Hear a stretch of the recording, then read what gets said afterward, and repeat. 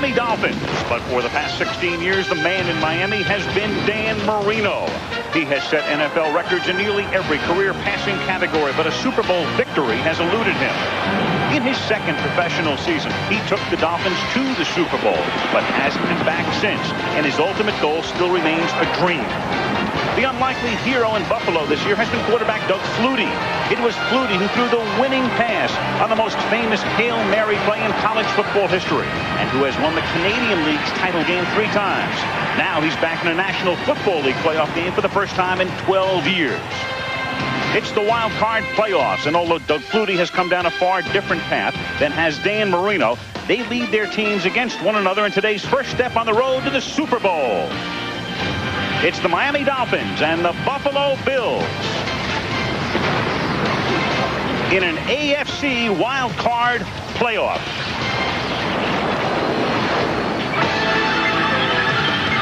Now it's playoff time, and it's do or die. One team lives, the other sets by. The winner gets glory, fame, and cheers. The loser's gotta wait till next year. You better be ready, strap in and hold tight. Time to kick off this wild card fight. Hit it! Come on and hit it! Come on and get ready! Are you ready for the football? A postseason party! Yeah, this is hanging. I'm ready to get this big blast started. Let's get those helmets crashing. This place will ignite. It's the NFL playoffs coming on. That's right.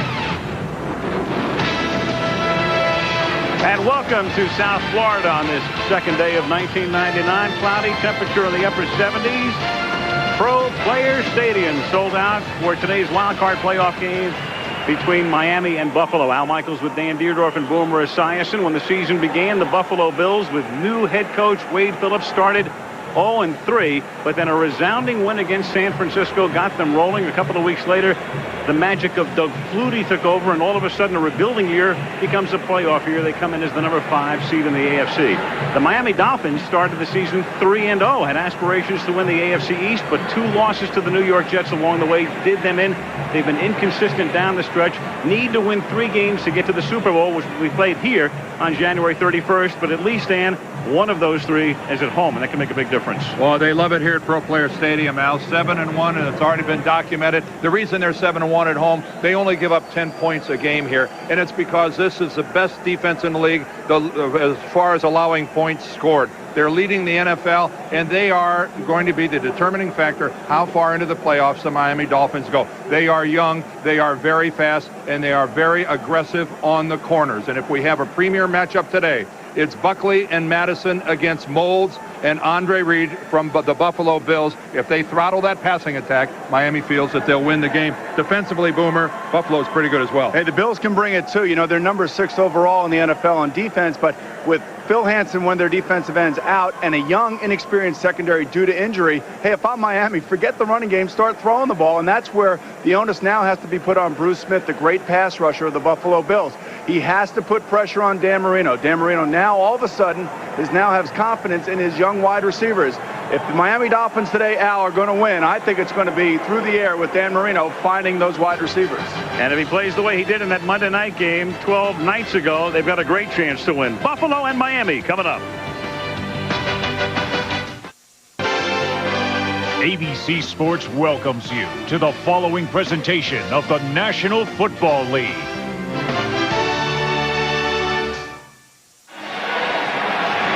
Back at Pro Player Stadium, this is the second time the Dolphins have faced Doug Flutie at quarterback. Jimmy, what are you going to do to contain him? And are your defensive back, as Flutie says, going to be holding and tugging their receivers?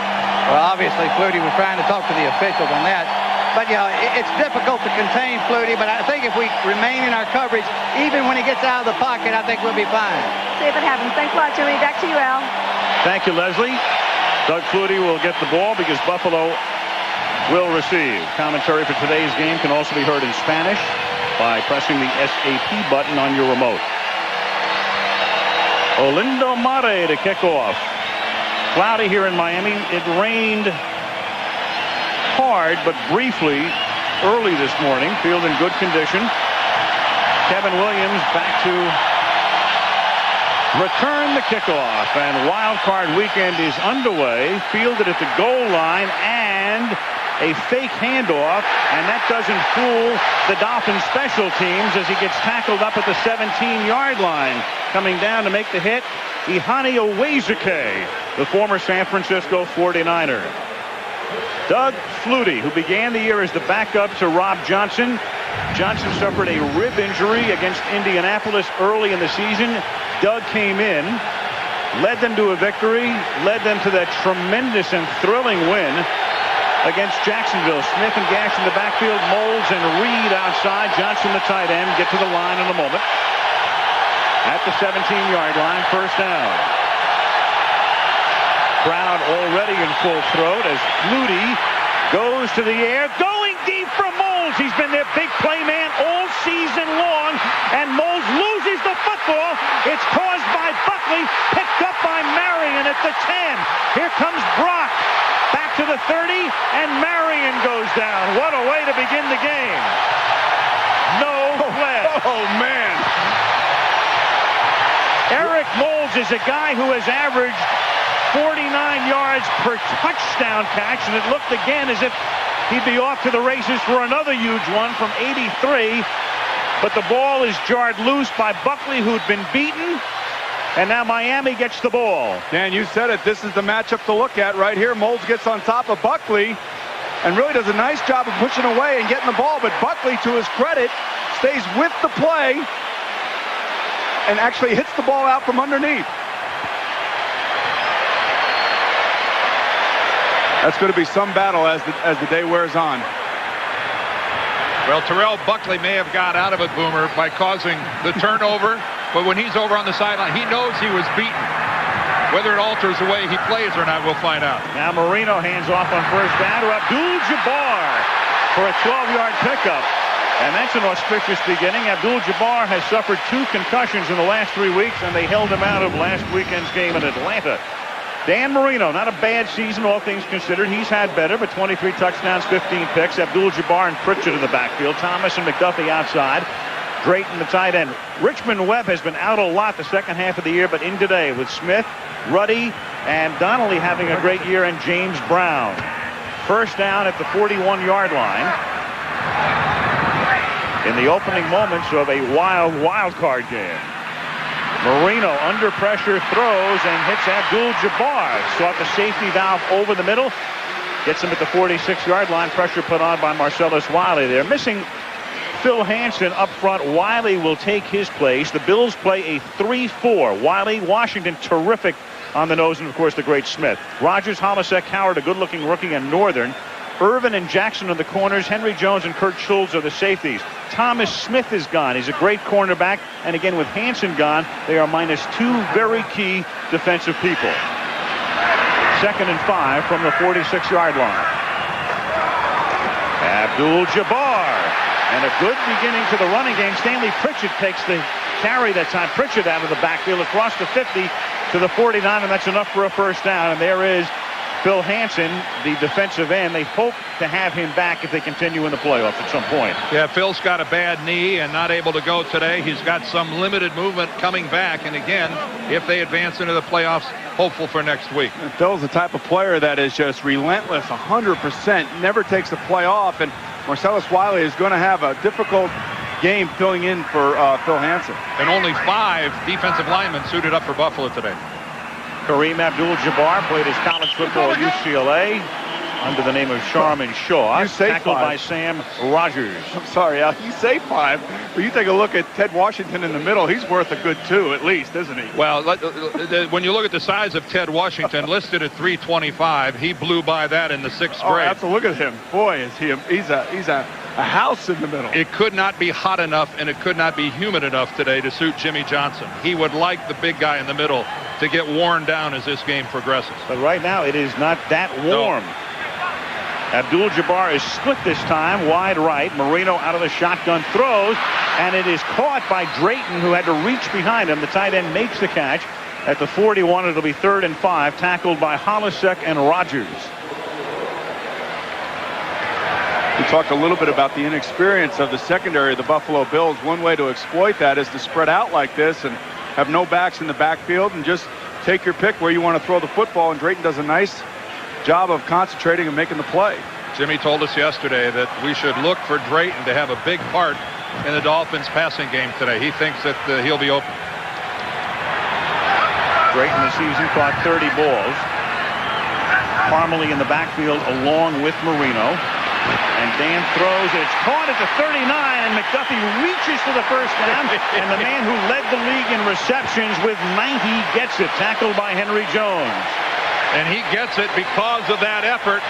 O.J. stretching out before he went down, placed the football across the line as we look at Ted Cottrell, the defensive coordinator for Buffalo. But keep in mind that their head coach was a longtime defensive coordinator. Look at this effort, though, at the end of this thing, Boomer, by McDuffie. Really has a sense of awareness, instincts as to where the first down marker is, and makes a great play just stretching the ball out there and getting that first down. Marino 3 for his first 3 for 15. First down, Miami at the Buffalo 38. Marino, great protection, throws high and incomplete, intended for McDuffie, who had 30 receptions the first half of the season and then 60 over the second half. Well, end up with 90, which led the National Football League in a strange year where we had no triple-digit receiver this year. O.J. McDuffie with 90 ends up being the hardest working man in showbiz. And how about the passing game for the Dolphins early on was basically anemic, and now it's ranked 10th in the league, and I think that has a lot to do with Dan Marino getting confidence in his young receivers and throwing balls now that he wouldn't do earlier in the year. On 2nd and 10, that's Nate Jacquet coming in motion. Abdul-Jabbar gets rolled down as he crosses the 35-yard line. Halasek is the first guy to hit him there. It'll be 3rd down and 7. Nate Jacquet, a guy that finally feels, I guess, he's going to stay for a while. He was wearing number 19. And that's not a good sign. No, it's not a good sign when you're wearing number 19, and then they gave him a grown-up number. Now he's wearing number 88. That's exactly right. He's one of the big guys now. Get his own locker and everything. Ball just inside the 34-yard line. You see all the pointing going on there. Really, all the quarterback is doing is setting the offensive pass protection against the defense of the Buffalo Bills, and who's blocking who. 4-man rush, pass is caught, but then Drayton, with a great second effort, was down, gets up, and then is able to pick up the first down, it appears, from here before he's tackled. It's going to be close. Drayton going to the ground to come up with it, then getting up. Mike Carey is the referee, and he says, move those chains. Well, twice now this drive, Dolphins have ended up moving the chains because of second effort. First McDuffie, and this time Drayton. You had to wonder coming into this game what was going to be the mindset of the Miami Dolphin players after getting hammered last week. Let's look where Drayton's knee goes down here the second time. I think that's a very fortunate spot for the Miami Dolphins. It looked like his knee came down behind the marker. This is the 10th play of the drive. Abdul-Jabbar goes nowhere. Tackled at the 34-yard line by John Halasek, who's already been in on 4 plays. They got hammered by the Atlanta Falcons last week, and Jimmy Johnson said there were a lot of extenuating circumstances leading up to that. First and foremost, his mother passed away last week. He missed a practice. He had his team practicing in sweats, which is never a good thing, but coaches always want an excuse, right? For his team, and he took the onus on himself last week. I think one of the excuses is that Atlanta's a better football team than Miami. No, but he's not going to tell you that, and he certainly won't tell his team. 2nd and 10 with 3 receivers split to the left, and the pass is thrown underneath to McDuffie, who's covered by Jones, and it'll be 3rd down and 10. But they've seemed to come out today at least with a little more excitement and a little bit more inspiration as opposed to last week. Well, I should hope so. This is playoff football. Right, and you could see it in the way that they're making plays right here, even with a balloon. A balloon on the field. If it's not tough enough for Henry Jones, he's having to fight through a balloon to get in on the play. Clearly left over from a New Year's Eve pass.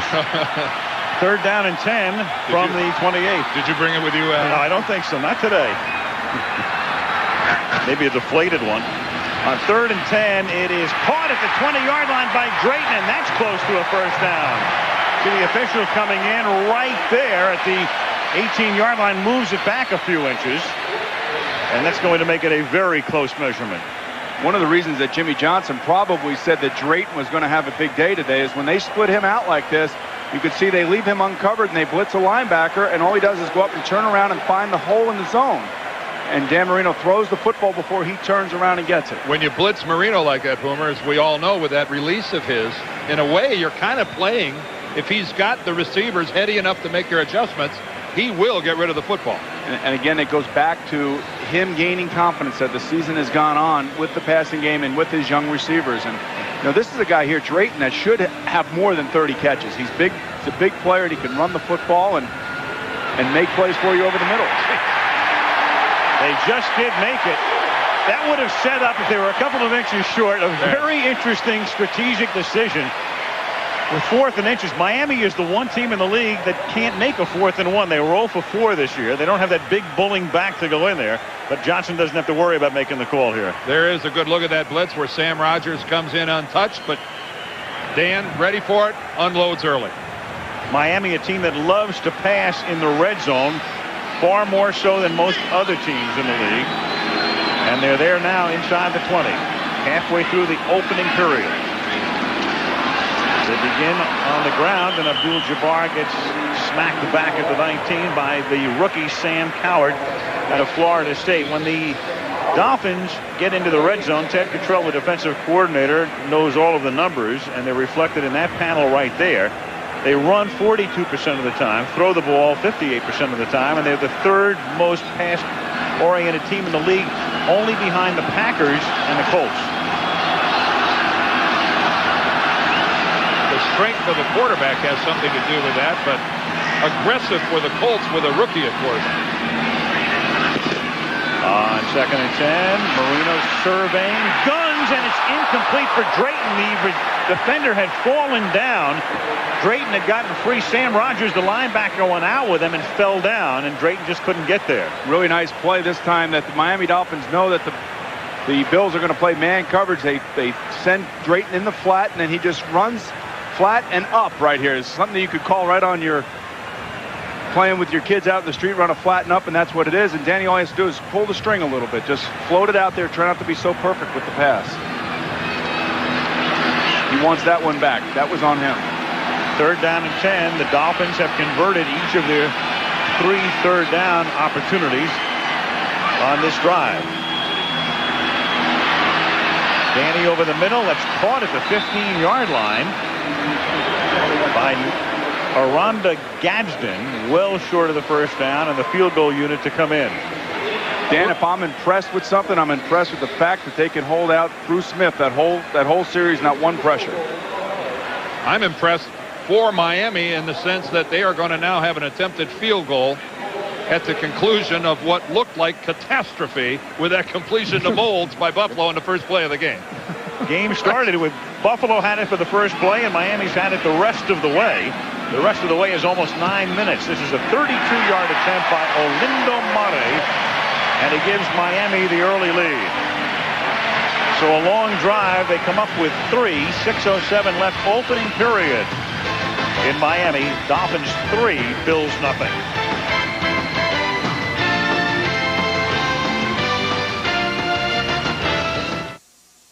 I wouldn't call Charlie's parents overprotective, but maybe Charlie would. Well, if one pad's good, 2 pads are even better. Ouch! His parents just want to make sure he's on the go safely. Don't forget to buckle up. So it figures they'd get a Ford Taurus. Does he have enough pads on? The only car in its class to earn a 5-star government front crash test rating. Be careful! I wouldn't say they were... Well, if you're just tuning in, Doug Flutie is 1 for 1 for 65 yards. Dan Marino is 6 for 9 for 35 yards, but the Dolphins have the lead because Eric Moulds fumbled on the first offensive play of the afternoon for the Buffalo Bills. Bruce Smith and his defensive unit were on the field for almost 9 minutes, and Miami leads 3-0 on a Mare field goal. Mare to kick off, and the ball fell off the tee as he approached it. Little Charlie Brown action there. And if you joined us late, the opening play for Buffalo was this. Moulds beats Buckley, but Buckley is able to track him down, dislodge the football, and then Brock Marion picked it up, and that led to the Miami field goal. What was really surprising to me was that Buckley caught Moulds. Right. Moulds has blazing speed. Buckley is not known as one of those Dion-type corners that has remarkable speed. Well, he thought he was Dion coming out of college, didn't he? Yes, he did. But, it's one of those plays where you're a coach going, oh, I can't believe he got... Oh, yeah, wait, great play. And it just shows you that you never give up on a play. Well, it also shows that one of the great motivators is trying to make up for a mistake. Right, exactly. And then, maybe has Jimmy Johnson on the sideline have something to do with that? Yeah, well, Buckley may never have run that fast in his life.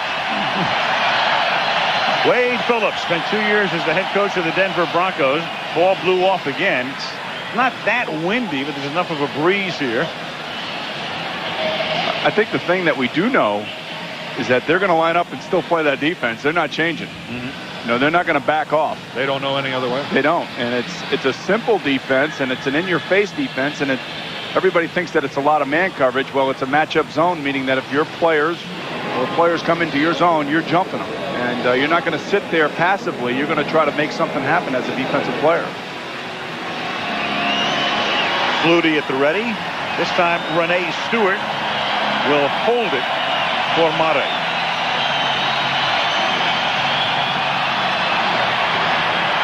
Short kick. Fielded at the 15 by Kevin Williams. Back to the 29. He's tackled there by Brian Walker. 5:58 left in the opening period. Miami 3, Buffalo nothing. Hey. This game, and you've got Dallas, Arizona, and the Orange Bowl tonight. Buffalo down 3-0 from the 29-yard line. They begin with Flutie out of the shotgun in a 5-receiver set. From the vacant backfield, Doug throws, and the pass is a little bit low, but it is caught there by Andre Reed in his 14th season at a touchdown, still playing brilliantly. Offensively, the line, Fina, Nails for the injured Browns, Ziegler, Panos, and Ostrowski. Jamie Nails doing a nice job replacing Reuben Brown, who's so good that he's going to the Pro Bowl as a starter. Miami's defense, Burton, Bowens, Gardner, and Mixon up front. Bowens goes to the Pro Bowl. Rodgers, Thomas, and Jones are the backers. Buckley and Madison the corners. Jackson and Marion are the safeties. Buckley and Madison each intercepted 8 passes this season, but neither goes to Hawaii. 1st and 10 from the 39-yard line, and they give the ball to Antoine Smith. And if you haven't followed the Bills closely this year, Antoine Smith is now clearly the #1 guy. He carried the ball 300 times. The great Thurman Thomas is the change-up man, the third down guy, and the mentor for Antoine Smith. Doug Flutie told us last night how important Thurman Thomas has been to him, helping him set pass protections in the backfield in their shotgun formations, and just what he's meant to them on third down and even in big play situations. And in a passing situation here, Thurman is in the game. Thomas lined up behind Flutie on 2nd down and 9. Flutie taken off. And Doug slides to a hold at the 46, and that's a 1st down, something he has been doing since he was at Boston College. He's just got such great instincts when he drops back. And, we were talking to him last night, and I was asking him, when you drop back in the pocket, how do you see guys? He says, well, my pre-snap reads are really the key for me because I can get a sense of what the defense is doing. And right here, his pre-snap read was that they were in man coverage, meaning nobody's covering him. So he knows if his player's not open, he can take off with the football. There is Reuben Brown, the left guard of the Buffalo Bills. As Al mentioned, going to the Pro Bowl for the 3rd time, one of the most dominating offensive linemen in the league. They blitz. Flutie rolling the other way. A little dump off like a shot put to Smith. And Antoine Smith is a guy who has caught 5 passes all year. So you talk about improvisation. Yeah, 5 during the regular season. 300 carries, 5 pass receptions. But there was one right there. Well, and of course, if you're Miami, you're going to pay no attention to him whatsoever. You're George Hill putting together your plan. You're not taking him into consideration. And he's probably number 5 on Flutie's checkdown list. But there he was. You're liable to see anything from number 7 out here today. 1st and 10 from the 34. 3.5 to go in the period. 3-0 Dolphins. And this is Thomas. So they're moving Smith and Thomas in and out, in and out. Gain of a couple. 2nd down. Let's go to Leslie Visser. Leslie. Al, well, Doug Flutie said moments before he took the field, this is what you play for, single elimination. He said that ironically, he could have been a Bill back in 1985. Buffalo had the first pick of the draft. They told him they weren't going to take him. He went to the USFL, but they did pretty well. They took Bruce Smith. I wish they would have taken Doug Flutie. There is Bruce Smith. Doug played with the New Jersey Generals and played with the Chicago Bears, you recall. In fact, started a playoff game 12 years ago, 1986 against Washington. Smith swings to the outside. Behind Gash, and our first flag of the game comes in. Zach Thomas with the tackle, and Mike Carey will tell us about the call. I think Boomer was speaking for every quarterback in football, that he wishes they would have taken Flutie and Bruce Smith would have gone to Canada and never come back. Right? Exactly, right. Boy. Instead, Bruce Smith is going to the Hall of Fame because of punishing guys like you. I appreciate it. Thank you very much. Offense, number 84, 10 yards. It's still second down. Lonnie Johnson. The interesting thing, I was reading the paper here locally today, and they were talking about Bruce Smith and his sacks against Dan Marino, and he says, look, I've taken it easy on Dan Marino. I don't give him that little extra oomph. I don't know what I did to make this guy angry because I got a lot of oomph from him. Too much oomph. He oomphed you right out of a couple games, didn't he? Sure did. 3-0 in regular season starts against Marino is Flutie, and it's the only guy that Dan has faced that often whom he has not defeated. After the penalty now, 2nd and 20. From the 44. And Flutie for Molds, but too far. Molds that time covered by Sam Madison, 3rd and 20. This wild card playoff game is being brought to you by Ford Taurus. Ford, built to last. Budweiser now is the perfect time to enjoy a fresh, cold, Beechwood-aged Budweiser. Morgan Stanley, Dean Witter. We measure success one investor at a time. And a Nike and the Nike Alpha Project. There's our crew on the beach.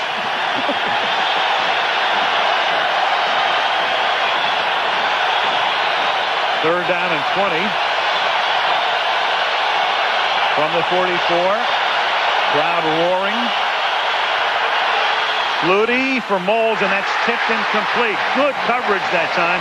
Sam Madison got a hand on it. You talk about drawing a crowd. There were 4 Dolphins in the neighborhood. And Madison versus Flutie, one of the really good stories here this afternoon. As Al mentioned, Doug working the officials, talking about how Madison and Buckley clutch and grab. Madison's reaction is he's too short to see over the line of scrimmage, and if he bothers to come downfield, we're going to tackle him and stuff some Flutie flakes down his throat. He said throat. It was reported as throat. Yes. Well, it's a nice friendly rivalry we got going on here. This is Chris Moore to punt. High nice floating kick. Fair catch called for and made, and contact is made at the 10-yard line. That was McDuffie hauling it in. Porter made contact, but the officials say no big deal.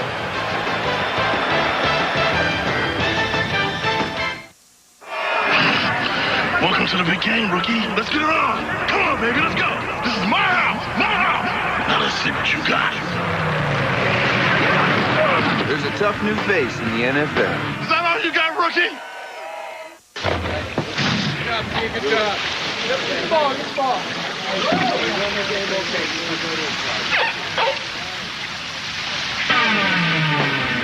There's a tough new face in the NFL.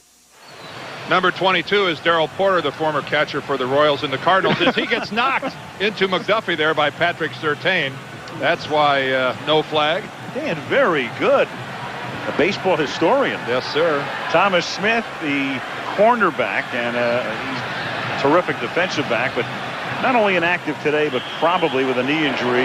Even if they were to make it to the Super Bowl, they're not counting on him.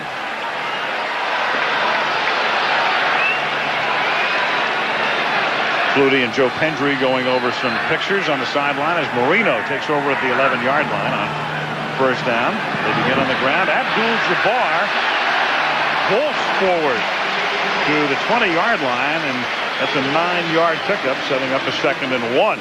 No, it seems to me, Dan, that one of the reasons that the Dolphins obviously want to run it is to take some of the pressure off of Dan Marino, but I think it's also to kind of pound a little bit at Ted Washington and make him get up and make him fight. And right now he's leaving the field. It looks like he's got dinged a little bit, but I would think that's a pretty good strategy going into the early part of this football game. And they've got Donnelly, their best run blocker at right guard, back in the lineup, and Richmond Webb returns at left tackle.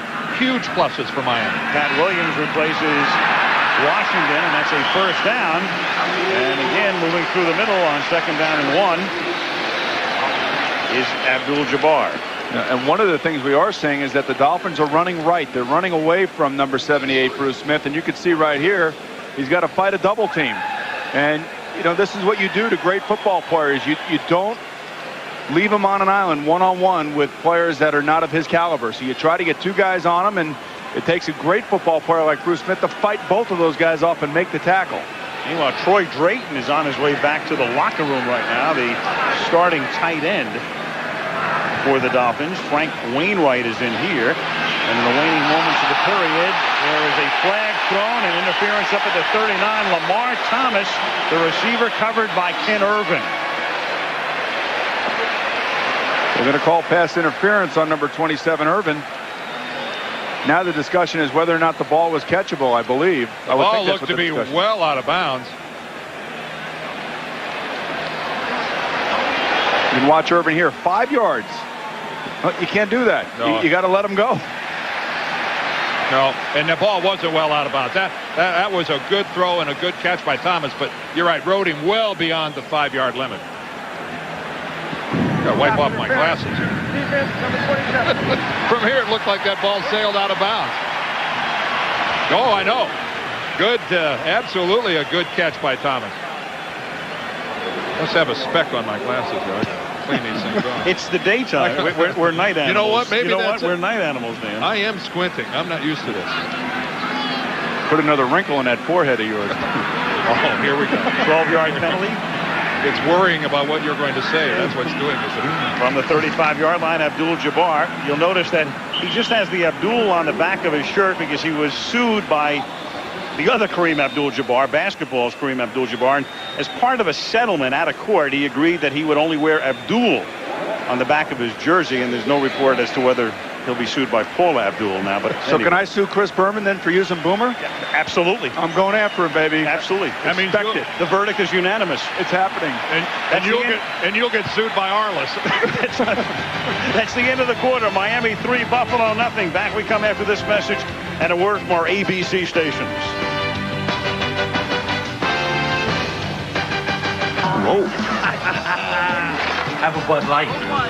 This is awesome. Yeah, we love shopping. For the great taste that won't fill you up and never let you down, make it a Bud Light.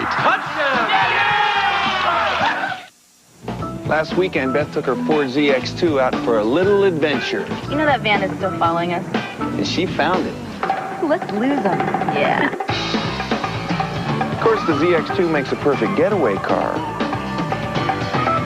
As long as you know who you're getting away from. Oh, well. Hey, she would have hated having a chauffeur anyway. Ford Escort ZX2, built to last. In the Dallas Cowboys. Honoring the all-new Grand Cherokee Limited, named 4x4 of the Year and 4-Wheeler of the Year. So we're celebrating with a Jeep Cherokee Sport lease of just $269 a month with all this at no extra charge. Or choose Wrangler starting under 15 grand. Hey, deals like this don't just fall out of the sky. So hurry in before January 4th when this great lease celebration ends. Check one out at your Jeep dealer. More Rochesterians get their news from news source. And Ted Washington is back in the game. The nose tackle, number 92, right over the center now as Miami and Marino have a 2nd down and 9 from the 36-yard line. Troy Drayton, the tight end, ankle sprain, back in the locker room for the moment. Swing pass caught by Abdul-Jabbar. And he's taken down at the 35-yard line by Gabe Northern. First quarter numbers. The big story, of course, would be the turnover on the opening play when Moulds fumbled. And then Miami was able to take it down and get 3. Jimmy Johnson knows all about turnovers in the playoffs. Very simple right there in postseason games, and most of those, of course, as the coach of the Cowboys. 7-0 with fewer turnovers. 0-2 if you're on the minus side. A great equalizer, and the Bills were plus 11, third in the NFL in turnover ratio this year, so uncharacteristic by Eric Moulds and the Buffalo Bill offense. 3rd and 10 from the 35. Marino slipping out. Throws over the middle, finds the open man in Bill's territory. Ed Perry, the number 2 tight end, in a first down. So a 3rd and 10, a big conversion all the way to the Buffalo 43. On the depth chart, Ed Perry is the number 2 tight end, but as far as the passing game is concerned, he's barely number 2. He had 25 receptions on the year to Drayton's 30. And this is why. He's good in space for such a big guy. Sits down, finds the open area. And I love the way he looked it in, and then look what happens here. He ends up 6 or 7 yards beyond where he was first contacted by a Buffalo DB. 22-yard gain. Dolphins 1st and 10 at the 43-yard line. To the ground again. Abdul-Jabbar running well early on. Picks up about 6. Abdul-Jabbar, the last time we saw him, that Monday night game 2 weeks ago against the Denver Broncos, 15 carries for 5 yards. That's a bad night. But a different offensive line in front of him this week. You know, when you look back to that Denver game, I mean, it was a lot of throw in that game, but now they have Donnelly back. They have Richmond Webb back. They have a little bit more cohesion on that offensive line. It's certainly going to help a running back. And in a great case of covering for your teammates, Dan Marino threw 4 touchdown passes. Yeah, not a bad deal. Yeah, if you can't run, at least you can pass. 3 of those to Lamar Thomas. 2nd down and 4. Marino pump fakes and then gets wrestled down. Marcellus Wiley spins him down at the 46-yard line. Oh, and gently places him down, too. It's a designer sack. Dan Marino talking to some of his offensive cohorts, telling them he did not really appreciate the Gucci placement that he received right now. I don't know, is this respect, or is it just that Marcellus got back there and really didn't have a chance to... Dan kind of went down a little easy, too. Maybe Marcellus didn't want to get down and get dirty. That was gentle. That was gentle. Very gentle. Marcellus was very kind. In a gentler world. 3rd down and 11 as Marino fires, and contact is made, and here comes the flag. Kurt Schultz hit Rhonda Gadsden a half second too early, to the dismay of Wade Phillips, but it's going to go against Buffalo. From here, it looked like it was the correct call. Schultz just trying to make a beat on the player and got there right before the ball arrived. And you got to kind of quell your aggressiveness a little bit when you're back there. You just have to try to time it a little bit. Defense, number 40, automatic. First down, snap. You talk about huge plays in a game, and this certainly is one. You can see Kurt Schultz just getting to Gadsden right before the ball gets there. Well, and he grabs his left arm and just pins it to his side. It's all timing when you're a safety, making that hit across the middle. 2nd pass interference call against Buffalo. Pat Williams in place of Washington here, 1st down from the 30-yard line. And tackled right at the line of scrimmage. So Williams, the man replacing the Pro Bowl bound Washington, makes the hit. That's about as hard as Kareem Abdul-Jabbar has been hit all day. That was a solid tackle by Williams. And again, this is a story we've got to watch as this game goes on. The longer Miami keeps the ball, and here they are now in the midst of another long drive. Only 5 defensive linemen today suited up for Buffalo. Out comes the sun. The field is wet. It's going to be very humid, and it's getting warmer. 2nd and 10 from the 30. 3-0 Miami early in the 2nd quarter. Marino throws, miscommunication there because going down the sideline was Owezike, and he's a guy who's only been here for a few weeks, the former 49er. He's going to the end zone, and Marino's throwing outside. 3rd and 10. I just saw Dan Marino. So I'm sorry, go ahead. Well, here it is, Boomer. ABC wants to congratulate The Practice. Emmy winner for Best Drama, now been honored with 3 Golden Globe nominations, including Best Drama. It's The Practice. It's tomorrow on ABC. Well, I was going to say that Dan Marino and Owezike need to practice more together. Very, very good segue. You should win a Golden Globe. Segue. You are hot. Really, actually, Dan Marino said, hey, it was my fault. I think Owezike did run the right route. 3rd down and 10. And that is caught over the middle and rolled down is Ed Perry. He lost the ball, but after the play had been whistled dead. So it's still Miami's ball at the 23, and Mate's going to come in to attempt about a 40-yard field goal. Wade arguing for the fumble, but Perry just got leveled. Let's see if If Wade has a legitimate argument, let's check out the knees of Ed Perry. It's hard to see. His back was to us before the ball came out. He got spun around and took a real shot. Dan Brandenburg, number 96, just laid into him. 40-yard attempt for Orlando Mate, who's made a 31-yarder. And this kick is good. Orlando Mate has accounted for all of the scoring in the game with 10:36 left in the first half. 6-0 Miami.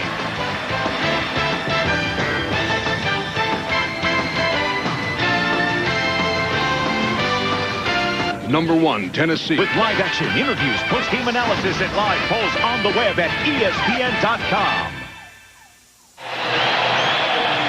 Bruce Smith taking a blow on the bench. The Buffalo defense has been out there a lot early in this game. And Mate, as he attempted it, I don't know if he attempted that on purpose or not, but the Bills come up with the ball. It's Dan Brandenburg. No way that was attempted. That was something that came off of his off the tee. Bruce DeHaven is the special teams coach. Another peek here. Oof. Maybe it was attempted. He's been known to do that before. Could you kick it that bad on purpose?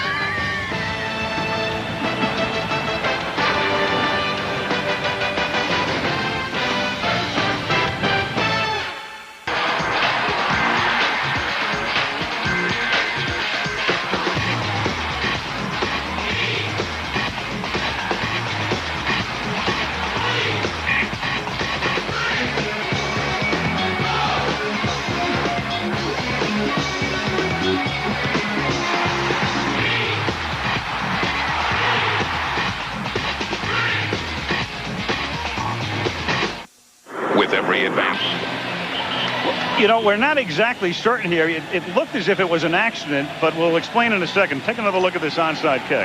Look to the left side of your screen. Some of the Dolphins swinging that direction as if they were anticipating that onside kick. And guys blocking downfield like it was an onside kick. My guess is that was intentional.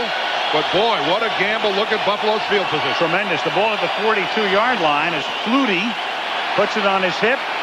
Great protection. Finds Moles. Has him at the 6-yard line. Moles gets free despite being doubled. First and goal. Got inside Buckley. My statement is why? Why even try that? I mean, your defense is holding down the Buffalo offense for the most part. And on this particular play, if Doug just lets it go and flies out there, it's going to be a touchdown. He underthrows the ball severely. Well, the NFL Competition Committee even talked about this last fall. Let's take another look at the Moles catch right here. You can see if Doug just lays it out there, Moles can go and get it, but he underthrows him, and instead of being a touchdown, the ball's on the 5-yard line. First and goal from the 5.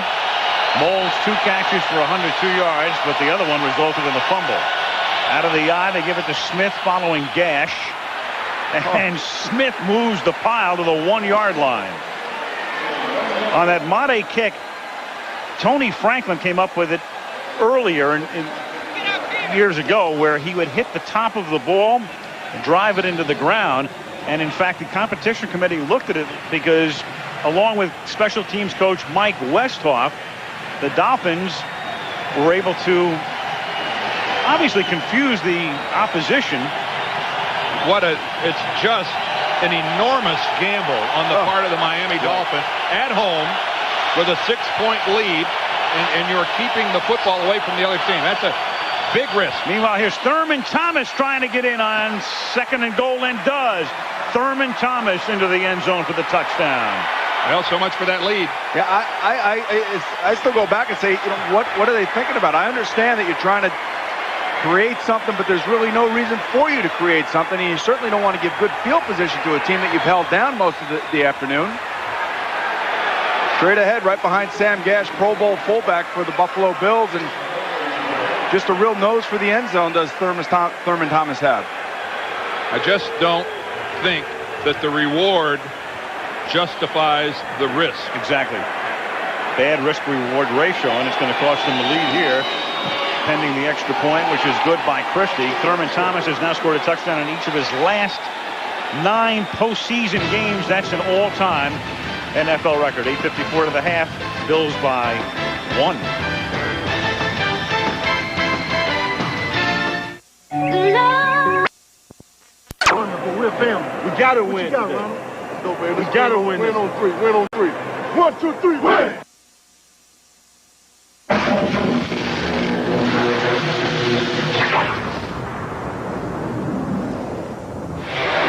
Mike Westhoff is a special teams coach, and he's one of the better ones. He learned that onside kick from Tony Franklin in 1988. Had looked for a kicker, and Mate is the guy who can pull it off. So we're going to assume that that was an intentional onside kick, which, you know, they may dispute for the moment until everybody realizes it was. And they've attempted 3 this year and recovered 2. There's no disputing the fact that it was an intentional onside. You could see it on the replays, but Dan, you and I have been discussing here now for the last 5 or 6 minutes. Why would you do something like that? Especially when your team is basically controlling the football game. We don't want to be labeled as second guessers sitting up here. Even if they would have attempted it and recovered it, we would still be sitting here scratching our heads going, wow, can you believe that they took that large of a risk? This is playoff football, and you're in the lead. Sometimes you can outsmart yourself as Christie kicks off and is taken at the 6-yard line by the rookie John Avery, their #1 pick out of Ole Miss. Flags all over the joint. I've never seen this many flags. I mean, just a ton of flags. You might as well forget this. This doesn't mean anything right here. This is exhibition football. And we've got an injured Miami Dolphin back at the 22. Dwight Hollier. Hollier is still down on the ground, and he appears, he's trying to get up. And this one will come all the way back. There were some vicious collisions down here, but certainly the holding was seen by at least 4 officials. There's 4 flags down there. On the receiving team, number 57. 10 yards, first down. Would have been a 79-yard return. O.J. Brigance for holding.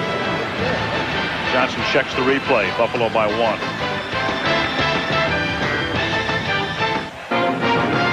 National championship game coming your way. The Tostitos Fiesta Bowl from Sun Devil Stadium in Tempe. Monday, 8 o'clock Eastern, 5 Pacific. #1 Tennessee against #2 Florida State. And you can play the Primetime Player interactive game on your computer along with that game on Monday night. From the 11-yard line, first down for the Dolphins, who trail by 1. This is Abdul-Jabbar. And he gets wrestled down, and a flag comes in for what appeared to be a face mask violation. Well, look at the guy who called it, though. He came from like 35 yards deep. He did. The official who called it, you would think, had the worst angle of all. If it is a face mask, he might have called holding. No, he called face mask. Well, you know what? I could have called it from up here, and I was further away than he was.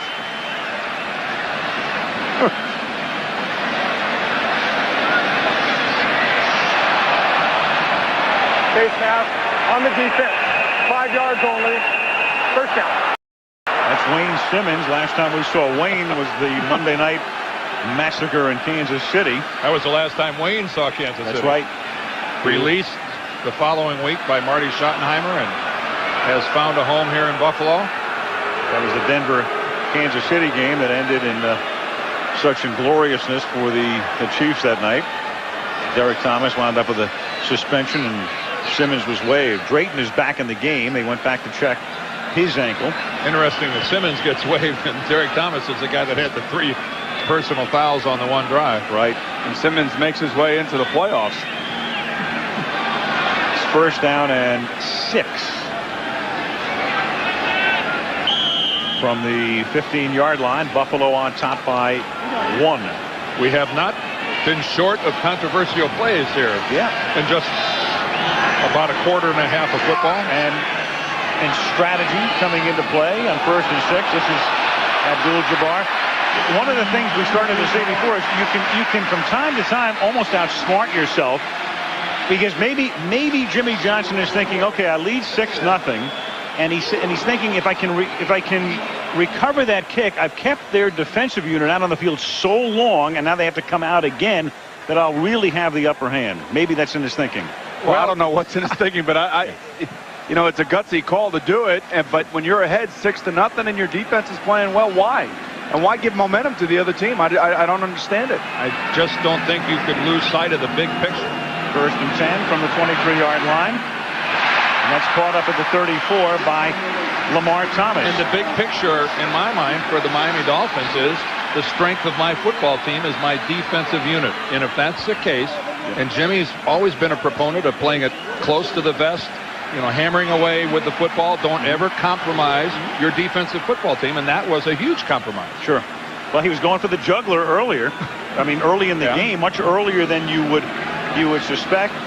And again, it gets down to the point, maybe outsmart yourself. Maybe you go, well, you know, it's the last thing in the world they're thinking about. So,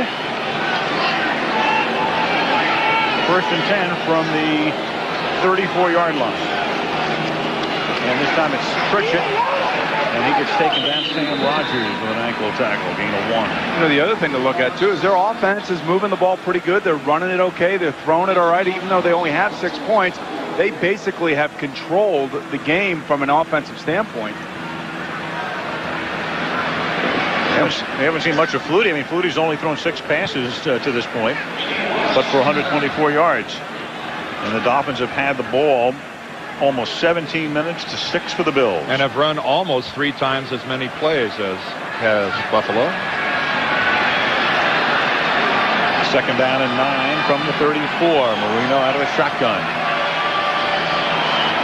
3-man rush. Dan over the middle. Nearly has it picked off. Threw into a passel of Bills, and John Holisick had it deflect off his fingertips. Well, actually, the ball, I think, was deflected before it got to Holisick. Looked like somebody up towards the line of scrimmage might have gotten a hand on that football. What the Bills have decided to do, though, when Miami empties the backfield like this, they're just dropping 8 and rushing 3 and hoping that the 3 rushers can get to Dan Marino. And you can see Bruce Smith getting run around the top. He's got 2 guys blocking him. Sam Cowart. Right. It's a tough situation to throw the ball in down there because, there's too many guys underneath. 3rd and 9 from the 35-yard line. Marino underneath, caught, and trying to get the first down is Gadsden. He's close to it. Did you see Henry Jones bounce off of Gadsden? Now that's when it pays to be a 220-pound receiver, and we're seeing more and more of these kind of guys in the NFL now. Henry Jones, though, a hard-hitting, strong safety. Watch him boying off of this guy. When the receivers for the Miami Dolphins earlier in the year were taking a lot of heat, saying that they couldn't get open, they couldn't make plays down the field, but the last 4 or 5 weeks, this is exactly what they've been doing. Rondé Gadsden had a big game against Atlanta last week, lost the starting job to Lamar Thomas, and all of a sudden he's got a pretty good receiving corps going for him. So 4th down and 1, and they send in Klaus Wilmsmeyer. The punt, fair catch is called for, made at the 23 by Kevin Williams.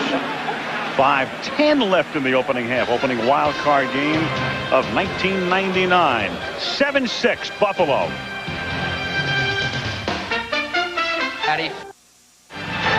This is the first game of our wild card doubleheader from Texas Stadium. Coming up after this one, the Arizona Cardinals against the Dallas Cowboys. Jake Plummer and the Cards getting into the playoffs last week on the Chris Jackie kick at the end of the game against the Eastern Division champions of the NFC, the Cowboys, coming up after this. Now Flutie from the 23, a little dump off to Sam Gash, and Gash gets upended at the 33-yard line. That's close to a first down.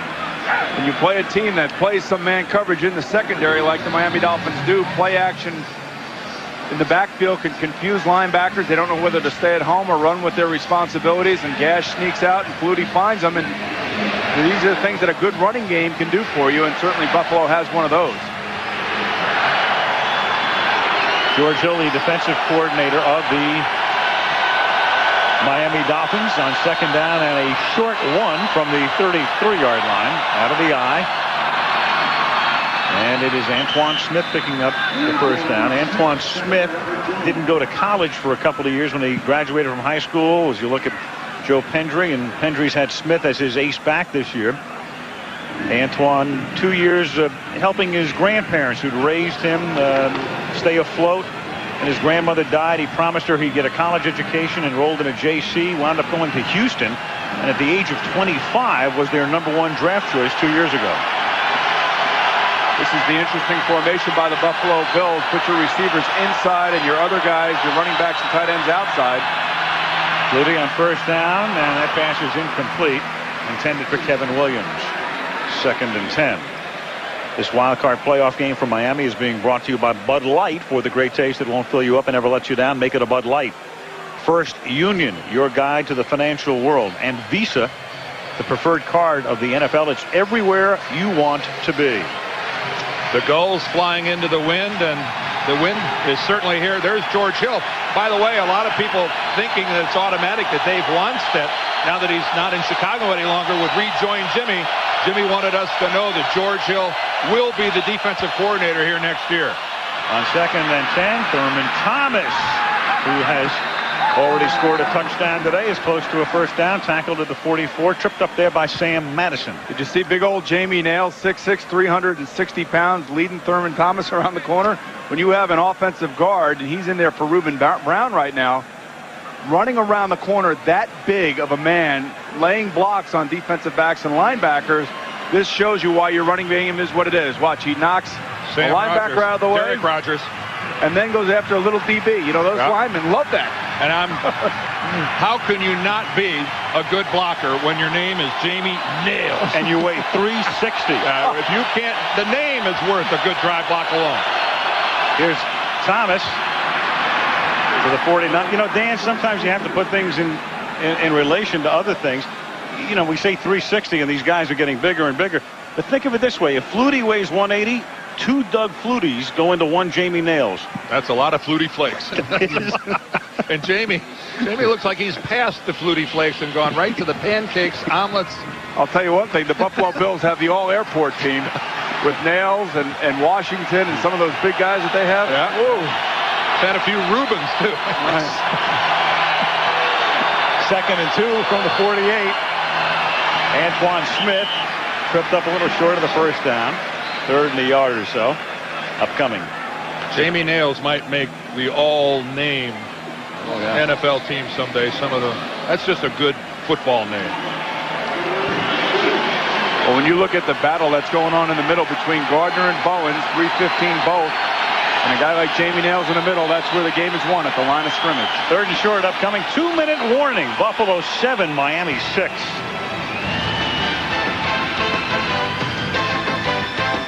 Never had a guy this tough, getting all misty, or this cool. I'm having a psychic moment. All new Vengeance Unlimited, ABC Thursday at 8, 7 Central. 2 minutes remaining in the first half. It's 3rd down and a long one. Carl Mock, line coach, looking on. There's Jason Taylor, a guy they'll miss for the balance of the playoffs. He's got a broken clavicle, which is the collarbone. He has no chance of returning. They put him on IR. 3rd down and 1, and Flutie starts in the gun, then comes up under center because of the crowd noise, and takes the snap and throws, and it's caught at the 40-yard line by Kevin Williams. And how great was that? Flutie in the gun, knowing nobody could hear him, comes up under center and completes it. Extremely smart by Doug Flutie. That is, well, of course, that's the sign of a guy that's been there before. Well, he's been there before, but really when you think about it, Dan, the difference between him now and say 10 years ago in the NFL is that his maturity level has matched finally, you know, his playing level, and he'd be able to put them both together and become the player that he is now in the NFL. Doug, at the age of 36, Heisman Trophy winner in '84 at Boston College, throws. That's caught at the 25 by the great Andre Reed. With Moles developing this year, Moles is really their go-to guy, but Andre Reed continues, as he has for 14 years, to live over the middle. There's your boy Carl Mark, just going crazy. He's beautiful.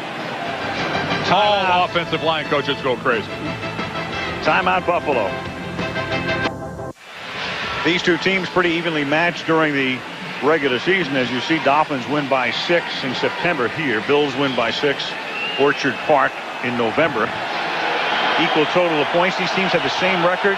They had to go all the way to the 5th tiebreaker to determine whether this game would be played in Miami or Buffalo. That was net point differential in division games. Thurman Thomas to the 11. We mentioned before he has scored touchdowns in his last 9 postseason games.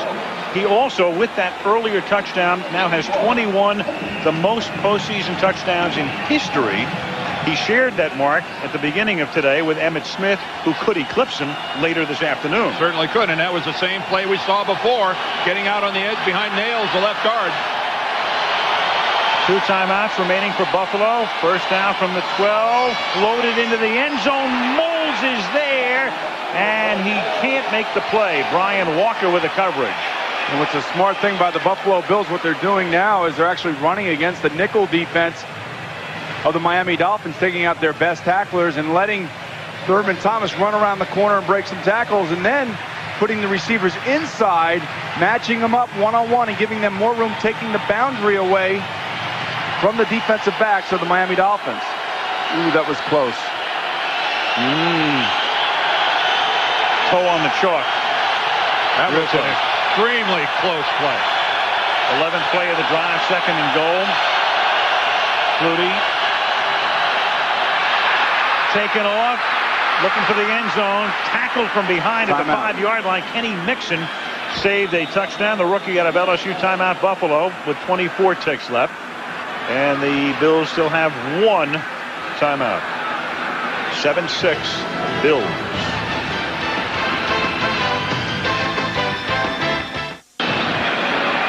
Joe Pendry, who is one of the offensive coordinators in the league who works from the field. And he is actually the man who does that and communicates to Flutie's headset and his helmet. I would say right here, Dan, that you'd watch the middle of the field. You know, they've had some success with their tight ends in recent weeks for touchdown passes. This is also an opportunity for them to run here, too, as well. For Doug Flutie to run. Johnson and Reamersma are the tight ends. Reamersma caught 6 during the regular year. With Reed in motion, the pass is picked off by Marion at the 1-yard line. And Marion gets tackled by Moles up at the 20. Flags all over the joint at the end of the play. They're going to get Marion ripped off his helmet. Or somebody ripped it off. No, it was Eric Moles who ripped it off. Well, that's why the flag is there. Well, no, that was before. Almost looked. I thought Marion took it off himself. In any event, the penalty figures to be inconsequential against Miami because they've been able to stave off the Buffalo threat. Regardless, the post-possession foul. I think Marion took off. I thought he ripped off his own helmet. Personal foul, major face mask, defense, number 80, 15 yards, first down. Well, that was Moles. Moles got the face mask. Right. Apparently he took enough of the helmet off. Well, first of all, Doug Flutie really jams the football into coverage. He's trying to get it to Reed, and there is a Dolphin on either side. The one side was Marion. There comes Mold. There's the face mask. And Marion takes his helmet off himself, hopping mad, and very fortunate that he did not get hit. Oh, look at that, spun all the way around. Well, there's why he's trying to take it off. It's spun to the side, and it's pinching his nose, probably. Whoa, that's a type of a face mask by Molds where a guy could really get hurt. Well, Marino has time to get him into field goal range with one long one here. 15 seconds. Dan stepping up. Dan going deep, but only Bills are back there as they surround Gadsden. Did he come up with it? It somehow winds up in the hands of McDuffie. Did he lateral it? It looked like he caught it and lateraled it back to McDuffie, didn't it? Timeout is called, and they can at least take the lead with a field goal here. Aronde Gadsden must be thinking he's still playing in the Arena League. It almost looked to me as if he caught the ball and then tried to lateral it. Look at this. What a play. He did. What is he thinking about? Oh, that ball had to get knocked out.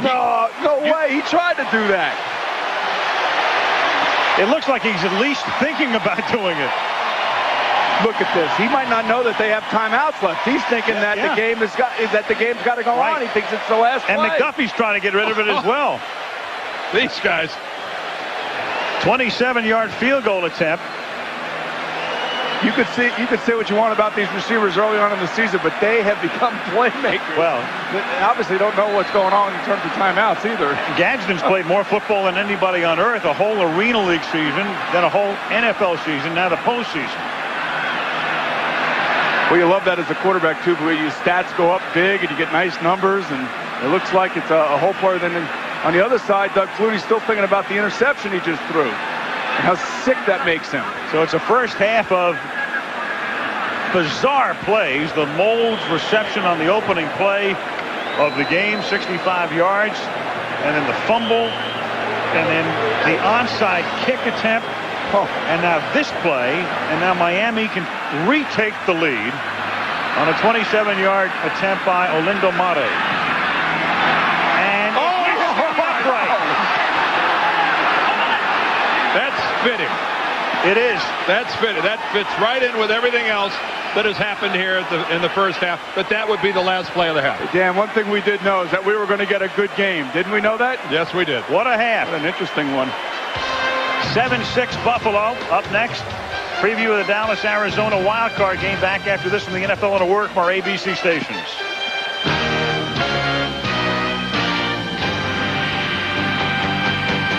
Yeah, say it again, y'all.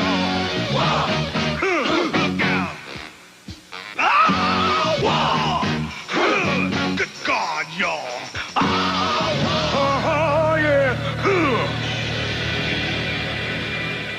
Show brought to you by Lexus. Who knew driving a Lexus could feel so exhilarating? Once again from our New York studios, Chris Berman.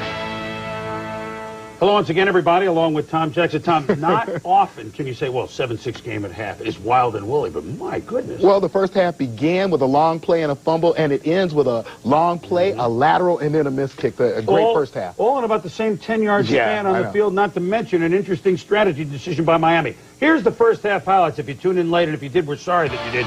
Doug Flutie trying to have the magic that he had in Canada. But this is obviously the hottest playoff game he's ever had in terms of temperature. And he was hot in the first play of the game. Eric Moulds could go. Oh, no. Woof, woof. Oh, it's a fumble. Terrell Buckley with a great play, knocks it loose. Miami in business. Yeah, and a great play by Brock Marion. Very alert, picks up the football, and brings it back. Good field position for Dan Marino.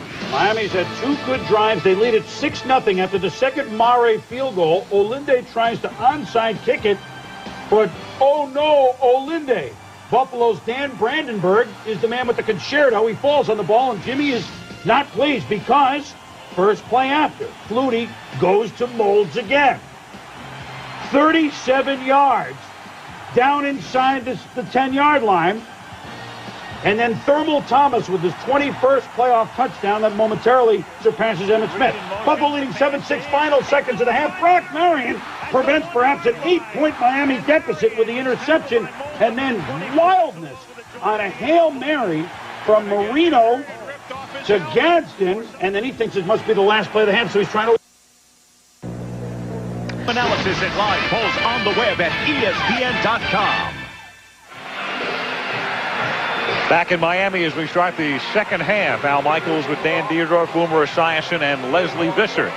Winner of this game advancing.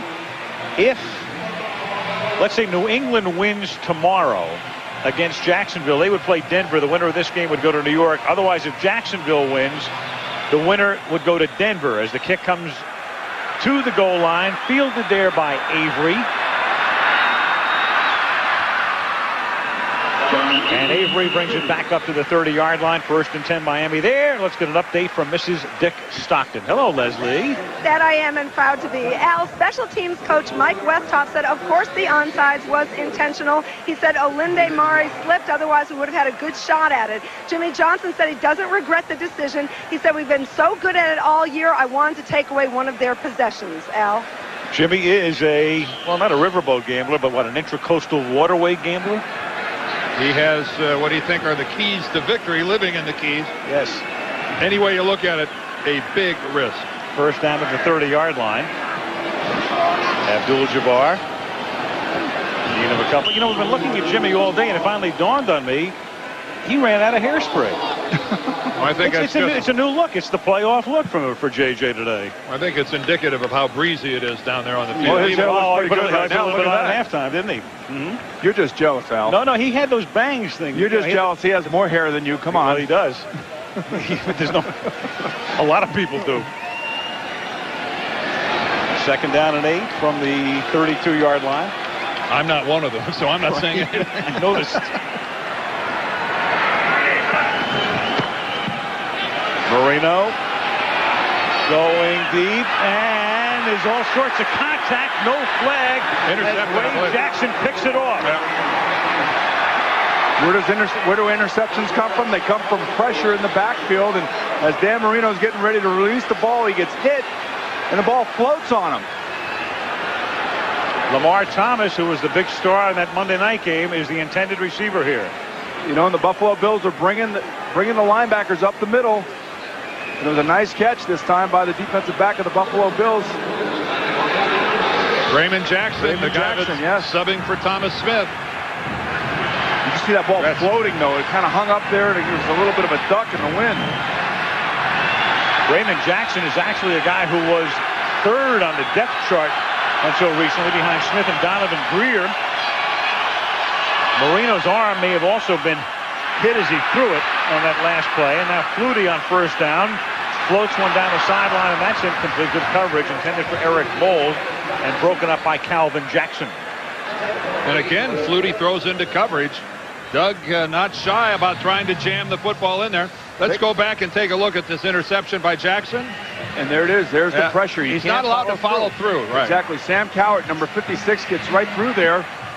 And again, you know, it depends on how your pass protection is working and how the pressure of the defense is working. But if the pressure of the defense is getting to you, then your secondary is going to be that much better. 2nd and 10 at the 36-yard line. Thomas. Knocked down at the line of scrimmage. It's Darrell Gardner having a good year making the tackle. Big Jamie Nails, this guy's putting the hurt to people. He is. Every time this guy leaves his guard spot, somebody in a Miami uniform ends up on the ground. Jamie Nails, the left, here he is pulling. Boy! Derek Rogers is being abused there a little bit by Big Jamie. Did you say the future is bright for the offensive linemen of the Buffalo Bills? Bills spread it out. Look at this formation. Like a picket line. And caught at the first down marker, Eric Moles for a first down. You know, Al, this is where Doug Flutie excels. You put him back in the shotgun, you spread them all out. These are the things that he did so well up in Canada, improvising on plays. And he was telling us last night that when he was in Canada, he actually was coach and offensive coordinator. Well, he got to call his own plays. He did, and right there he stood in the face of a blitz and delivered the ball nicely to Eric Moles, and Moles makes a nice catch going below his knees and trying to stay on his feet and getting the first down.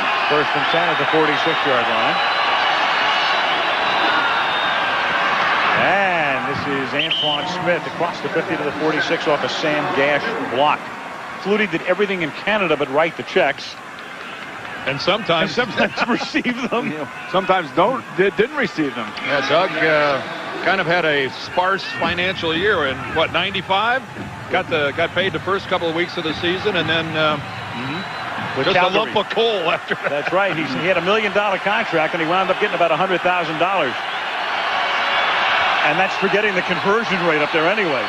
2nd down and 3 at the 46. You would never forget that. Oh, of course not.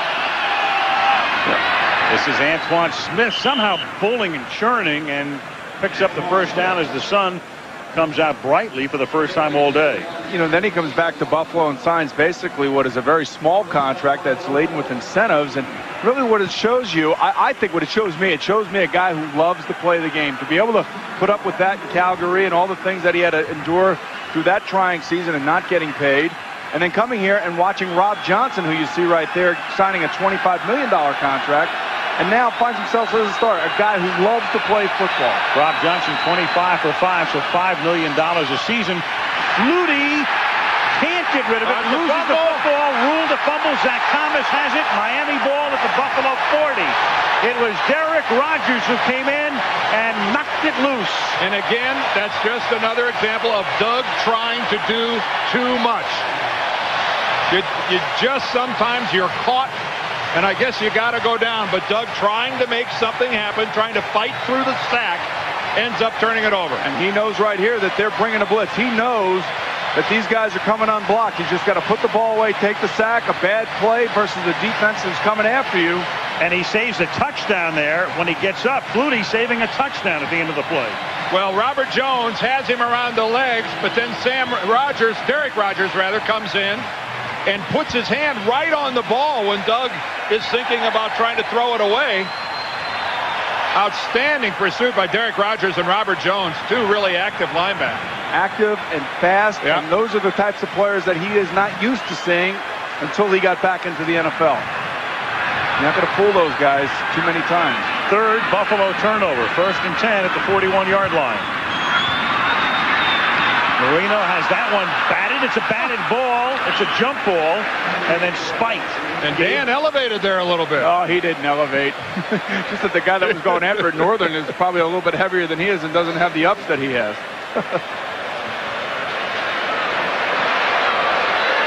No, and when that happens, that ball goes in the air, you think it's up there forever. Come on down, get it down already. Now we'll see if Dan gets off the ground or not here. Let's see. Oh, yes, he does. He's skied, rejected. Over Marcellus Wiley, actually. Goaltending on Marino. That's where they needed Abdul-Jabbar in the backfield. 2nd and 10 at the 41. End around. McDuffie. 3-yard gain, bumped out by Kurt Schultz.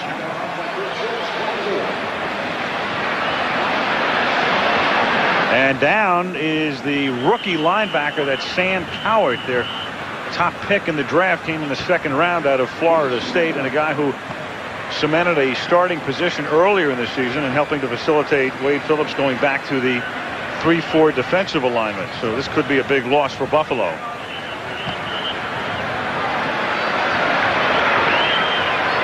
Injury timeout. They tend to Cowart. 3rd and about 6 coming up when we come back.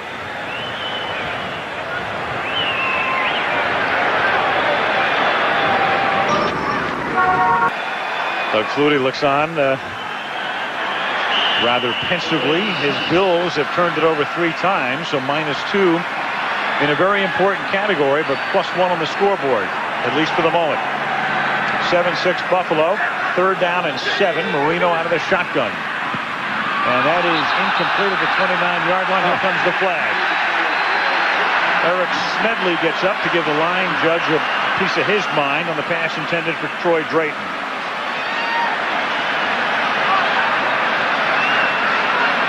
Smedley is trying to plead his case that Drayton was pushing off.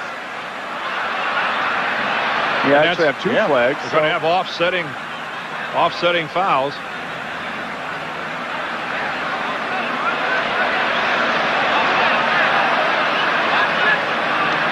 Mike Carey is the ref.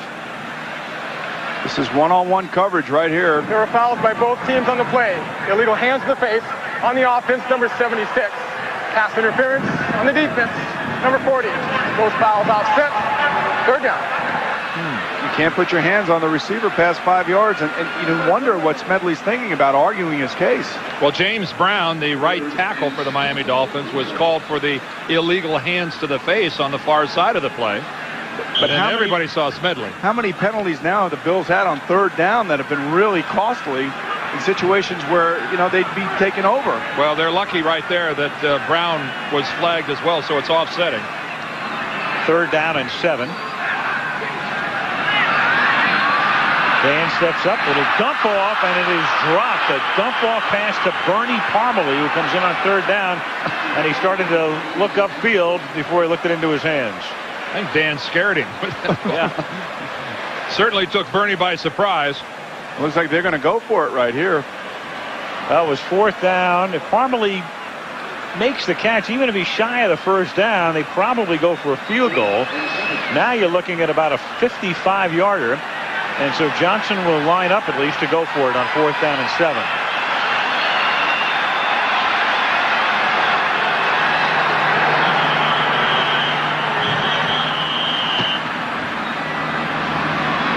The official is probably going to discuss the down clock because it was down pretty low and got there pretty quickly. I don't necessarily know that the play clock and both down markers will now be set to 4th down. Oh, down markers. One of them said 3rd down, so they're both at 4th down now. Play clock starts at 25 after a stoppage such as that. And it's 4th down and 7. And what you'll probably see here is you'll see a guy coming in motion. They'll try to run some sort of three-man package to one side of the field, probably to the wide side down here at the bottom of the screen. Here he comes. Cowart going back to the locker room, the linebacker. Marino throws, tipped in the air, drops incomplete. It was Dan Brandenburg, the linebacker, who tipped it. So Miami can't convert. Buffalo gets it back. 10:26 left in the third. Bills by a point.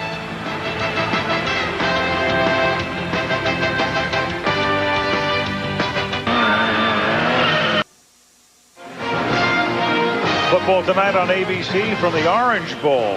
Not far from here, it's Florida and Syracuse having at it in the Orange Bowl tonight. And of course, following this game, you've got action from Irving, Texas, as the Arizona Cardinals take on the Dallas Cowboys.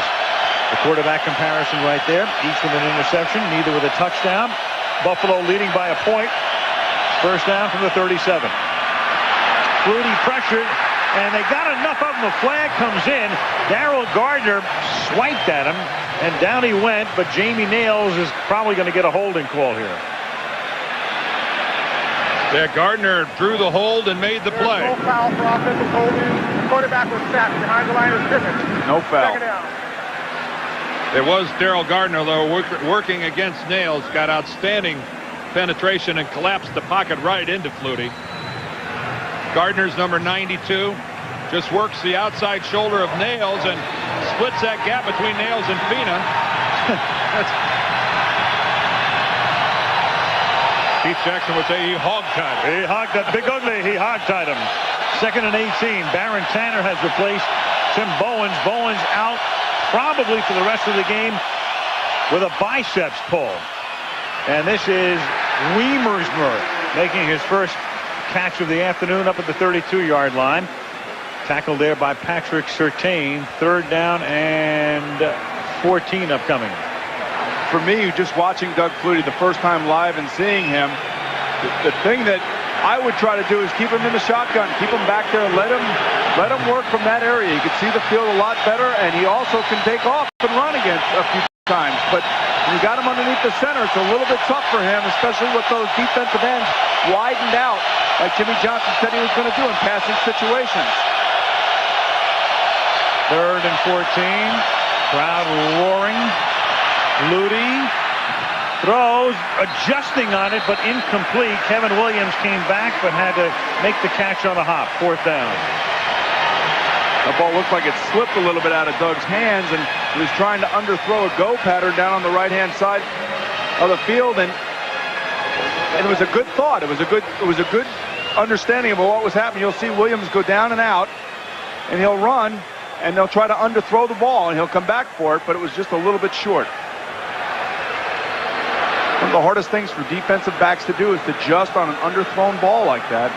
Not everybody has Deion Sanders skills where they can go after the football. Chris Moore to punt. McDuffie and Buckley are both back deep. Short kick, 28-yard line. McDuffie. Pretty good run back. Close to midfield. Spotted up at the 48. 9:06 left in the third. A good one in Miami. Bills by a point.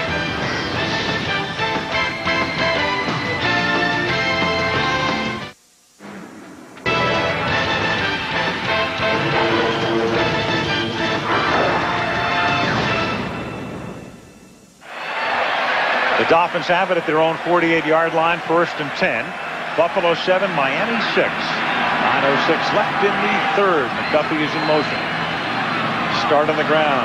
Abdul-Jabbar picks up a yard, maybe 2. Kareem Abdul-Jabbar, 14 carries now for 47 yards. Jimmy Johnson talking about the running game, as he has. They did try to run, and while the line was intact most of the season, but in terms of Abdul-Jabbar, you wonder, is he the guy for the future? Jimmy did say one thing the last time we saw him. He said, I'll probably use all of my draft picks on offense. Jabbar is steady, but he's not spectacular. He's not the guy, I think, that over the long haul you build your running game around. Abdul-Jabbar Pretty close to a first down there, about a yard shy. The one thing he does, he's the guy you always want to have on your team. Right. He runs hard, and you can see he'll plow it up in there. And this is after 2 weeks ago suffering a concussion. He still has the knack of driving it up there.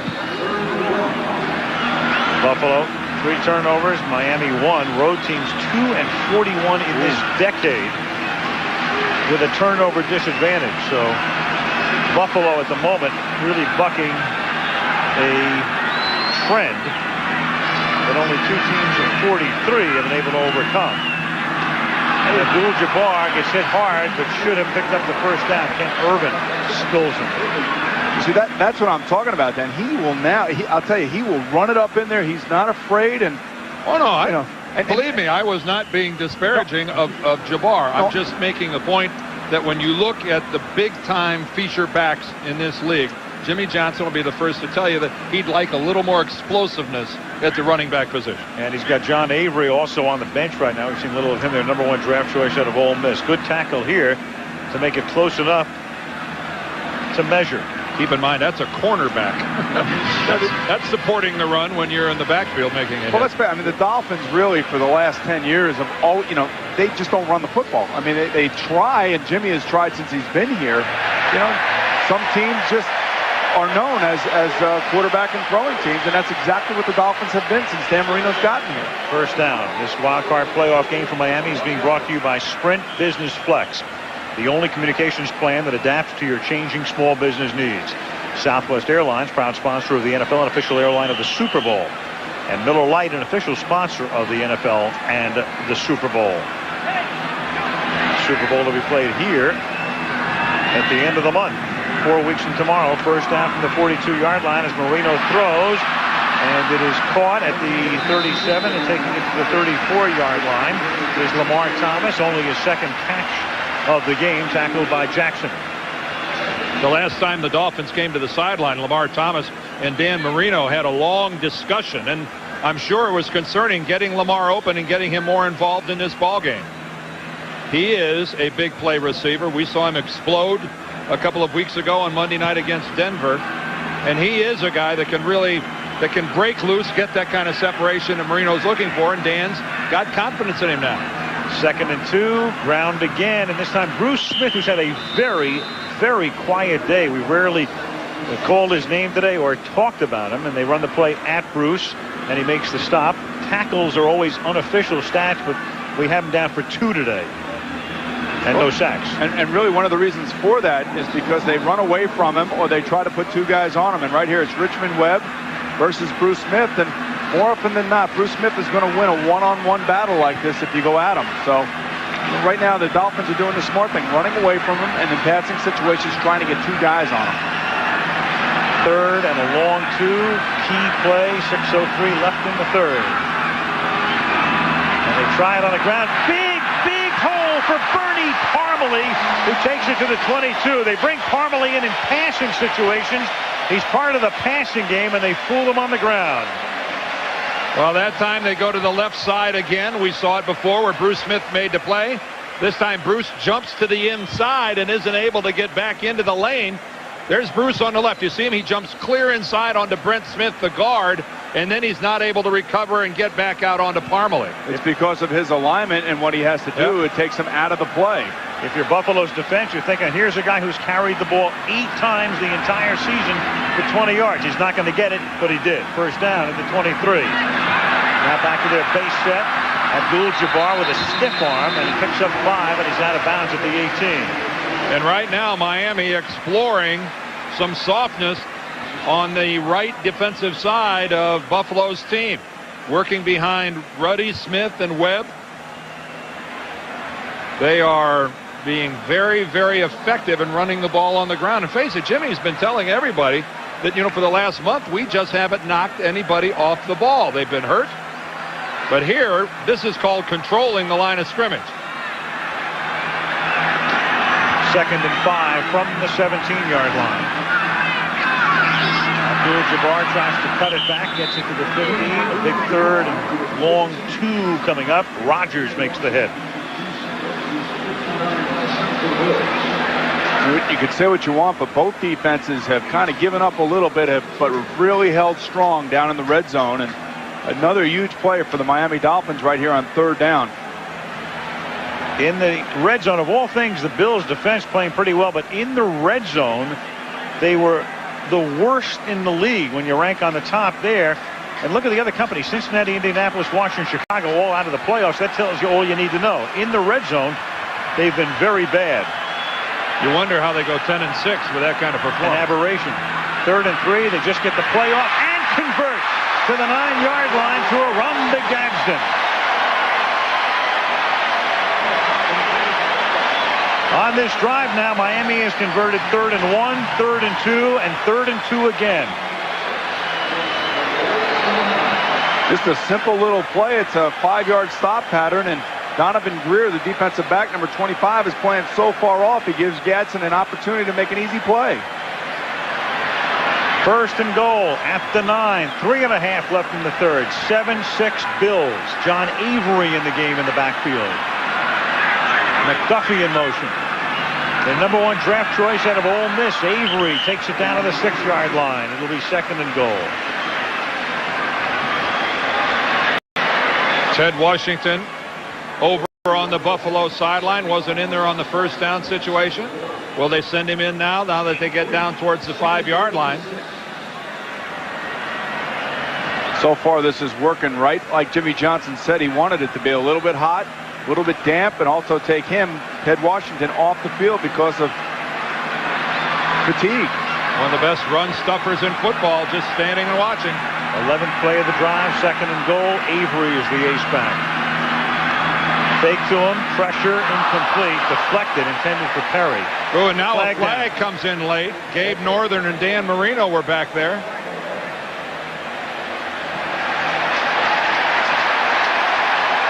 This is going to go against Buffalo.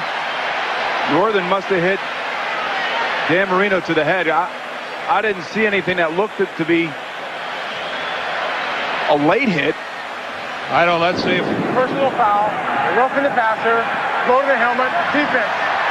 Half the distance to the goal, automatic. Well, you heard Mike Carey say a blow to the helmet. And again, an automatic 1st down really moves Miami down close to the goal line. All right, now he blocks it a little bit. Geez, he comes down and with his hand on top of Marino's head. That's hardly a vicious blow. Yep. Whoa, boy. 1st and goal from the 3. Marino buys time, guns it into the end zone, and it's incomplete. Intended for Frank Wainwright, the 3rd tight end, and a guy who did not catch a single pass all season. Now, you want to talk about accuracy of the great quarterbacks. Dan Marino is facing a rush from Bruce Smith and takes it as soon as he lets go of the ball, but he's waiting for Wainwright to get out there, and he throws it low and away from the defender, and really it's a catch that should be made. Wainwright is on the team as a snapper. I guess that's not holding right there, is it? What is? Well, this has been a good series of events for Miami. 2nd and goal, trying to culminate it here, and Abdul-Jabbar takes it in. Touchdown. Broke a Bruce Smith tackle. Jimmy Johnson says go for 2 since we're up by 5. And if you're a fan of the Buffalo Bills, you're thinking to yourself, we got hosed on that call of roughing the passer against Gabe Northern. That was not much. That was the 4th 1st down Miami has picked up in this game via penalty to go with the 3 turnovers. Yeah, right up the middle, and Bruce Smith misses a tackle there. The lineman, defensive linebackers overplaying the run and not being able to get to the cutback. Now up by 5, you're compelled to go for 2. The Dolphins have made some dubious choices this year in terms of conversions. One of them in that Miami-New England game we had on a Monday night, but there's no dubiousness involved here. Up by 5, clearly you go for 2. And I hate to think there was some dubiousness. No. On the ground, and they give it to Pritchett, and Stanley takes it in. So they spread him out. They send the 3 receivers to the right. Buffalo thinks pass. Miami goes run and leads by 7.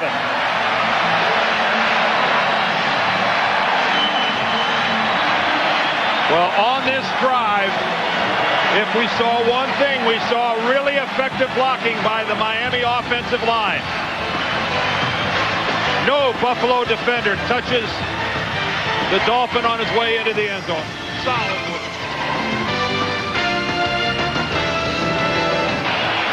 That Buffalo defense has been on the field a lot today. Bruce Smith and the coordinator, Ted Cottrell, going over the photos. Olindo Mare, not expected to try an onside kick here. He wasn't expected to the other. Yeah, you never know. He conventionally sends it to the west end zone. Kevin Williams takes it from the 9 and gets banged down up at the 19-yard line by Bernie Parmalee. The ex-UPS driver just made a very special delivery. Here comes Flutie. 2:23 left in the third. A beauty in Miami. Dolphins by 7.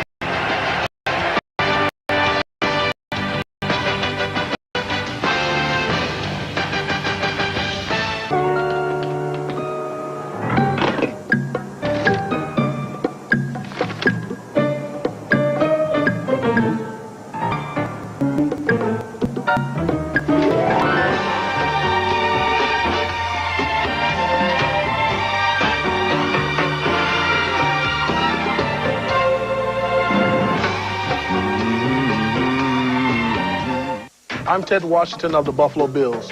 In Buffalo, through the United Way, we're building better communities. The NFL, the United Way, and you, the power of teamwork. Bills not doing much running, but they're averaging 5 yards per carry on the ground, down by 7 from the 20-yard line on first down. On the ground, and Smith gets taken down behind the line of scrimmage by a charged up Miami defense, fueled by this crowd. Darrell Gardner with a tackle. Well, this crowd has become very appreciative of the way this defense has played all year. And keep in mind, the only Buffalo touchdown that they've given up came on the short field after the attempted onside kick. Buffalo only had to cover 42 yards for the touchdown. The most important thing right now for the Buffalo Bill offense, 1, no turnovers, and 2, they got to grind out a first down and keep their defense, give their defense a chance on the sideline to catch their breath. 2nd and 13 after that 3-yard loss. Flutie deep over the middle and incomplete and nearly intercepted, but here come the flags. Buckley lunged for it. The intended receiver was Kevin Williams. What a break for the Buffalo Bills right there, getting out of their own end zone, and the noisy part of the stadium here is in the closed parts of it, which is down inside the 15-yard lines, and to be able to come up with a play like this, close. Well, who are they calling here? Surtain, I think, is the guy that was involved. He had the coverage. 43, automatic. First down. Yeah, Patrick Surtain was covering the receiver in the slot. All right, here's Surtain as he chases Williams. It looks like he has a hold of his left arm, doesn't it? It's a good call by the official there. And then he kind of threw his body into him and cut Kevin Williams. Only the second penalty of the game against Miami. Flutie finds Moulds. Moulds gets outside, covered by Thomas at the 33-yard line. So here you have a guy going to the Pro Bowl covered by a linebacker. And that, again, that's the offensive set that the Buffalo Bills had told us last night that they were going to get in. Try to put their receivers inside, free them up from the man zone coverage of the outside cornerbacks. And this ball kind of came out end over end a little bit, floating. Joe Cap special. Right, but that's exactly the type of matchup that they expected. When you put your receivers inside, you play against a team that plays a matchup zone. The people who match up against your inside receivers are linebackers. Flutie spreading the field from end to end.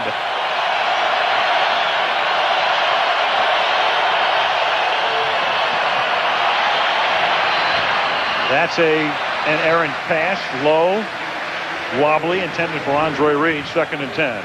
See, when they get him back in the shotgun like this, he can survey the field. He can get his pre-snap read, the read of the defense before the ball is in his hands, and it helps him at his height to be able to know where he's going to go with the ball before he gets it.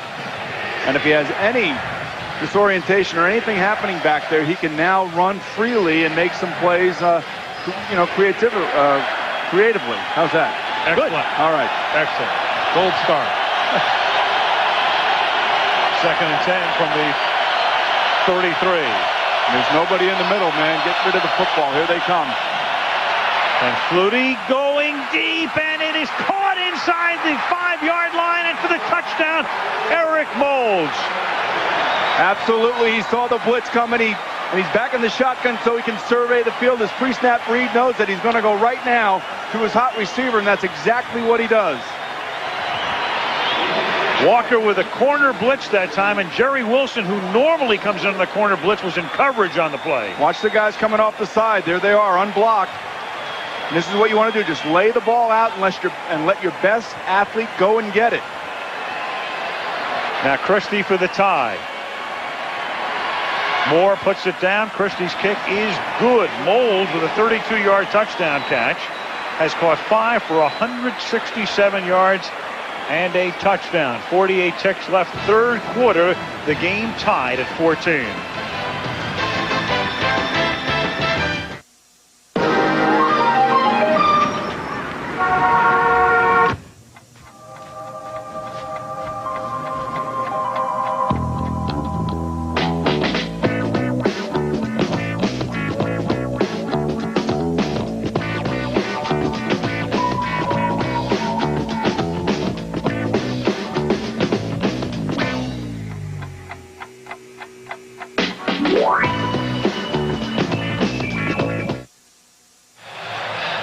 There's Doug Flutie on the sideline talking to Joe Pendry, their offensive coordinator. And there's Eric Moulds. And right here, Doug Flutie stands in the face of a blitz. He's back in the shotgun and lets it out and lets Moulds go out and run underneath it. And because of where Moulds was aligned in the offensive set inside, he's up against Jerry Wilson as opposed to Sam Madison or Terrell Buckley. I was thinking on that.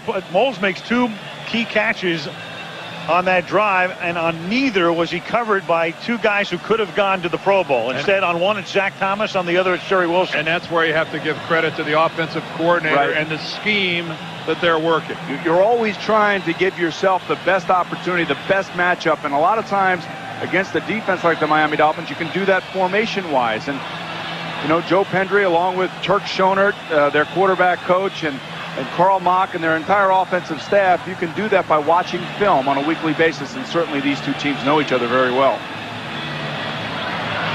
I wonder what Marv Levy's thinking as he watches the game. He's thinking, I want to get back into this and start coaching again. That's what he's thinking. Whatever he is thinking, he's thinking in grammatically correct English. No question about it. Happy New Year to you, Marv. One of our all-time favorite guys. Absolutely. Steve Christie, the kickoff. Manny Martin will hold it in the breeze. Nice pick. Goal line, John Avery. Good tackle up at the 17-yard line by Darryl Porter. A reminder, tomorrow, right here on ABC, tomorrow being Sunday, 10 Eastern and Pacific, 9 Central, the practice coming your way on this very network. Had to think about that. Tomorrow is normally Tuesday. It feels like, that's right. Well, tomorrow, boys, I go to go see my Maryland Terrapins versus the Duke Blue Devils in hoops. Not a bad little weekend. Get Miami and Buffalo, and then Maryland versus Duke. How about that? Boomer, you've got the life, baby. I do have the life. It doesn't get any better than this. I hope it's as good as this game. From the 18-yard line, Marino on first down. Abdul-Jabbar. I guess I should say that's basketball. Yes. You said hoops. I did say hoops, didn't I? It's a 90s phrase, right? Right. Gain of 2 for Jabbar up to the 20-yard line. It's a 50s phrase that's in vogue again in the 90s. And the teams will let the clock tick down. The period will expire. End of 3 and a beauty in Miami. It's Buffalo 14, Miami 14. This wild card game is back after this from our ABC stations.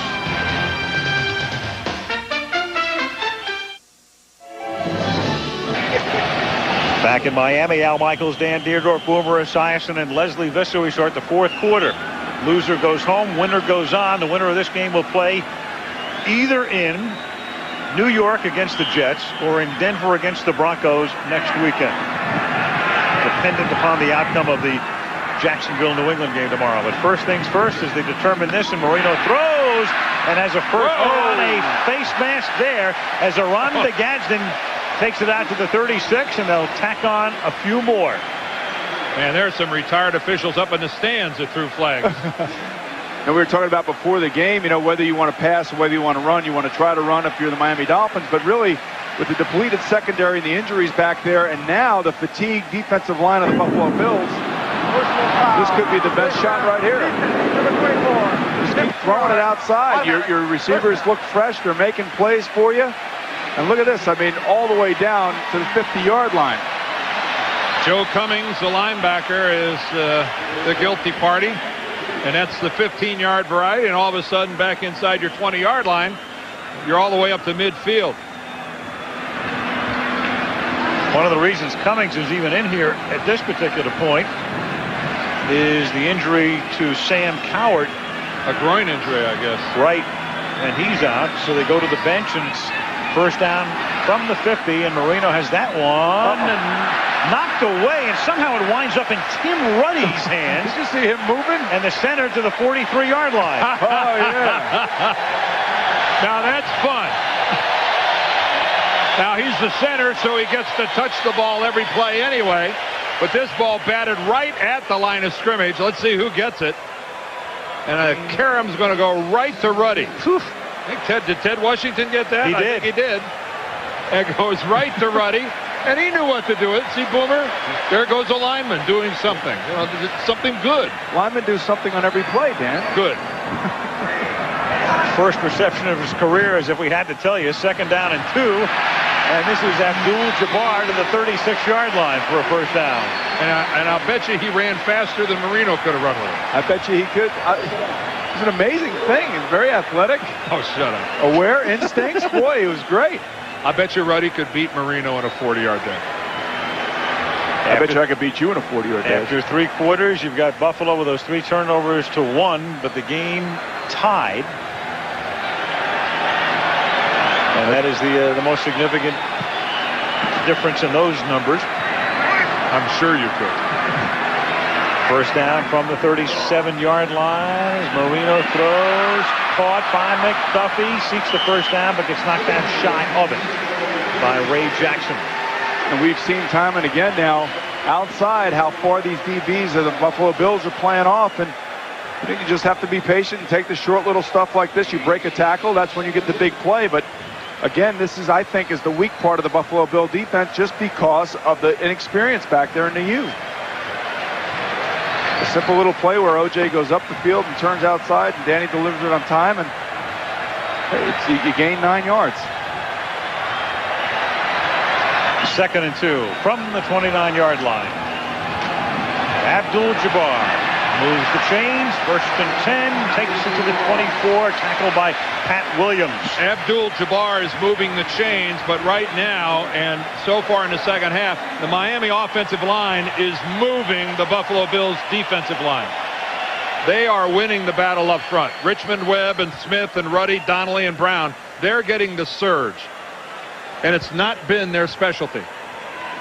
But they are beginning to assert some dominance on the line of scrimmage right now. Case in point, Bruce Smith, not really a factor in this football game. Look at that surge. Everybody in a Buffalo uniform is moving backwards. Marino, the short drop. Quick flip. Caught by McDuffie. Breaks the tackle. Takes it inside the 10. First and goal. And that's what I've been talking about, the little plays like that, and all of a sudden a broken tackle, and the next thing you know, you're down the sideline. And again, no pass rush, and I think a lot of that has to do with the fatigue factor now in the fourth quarter.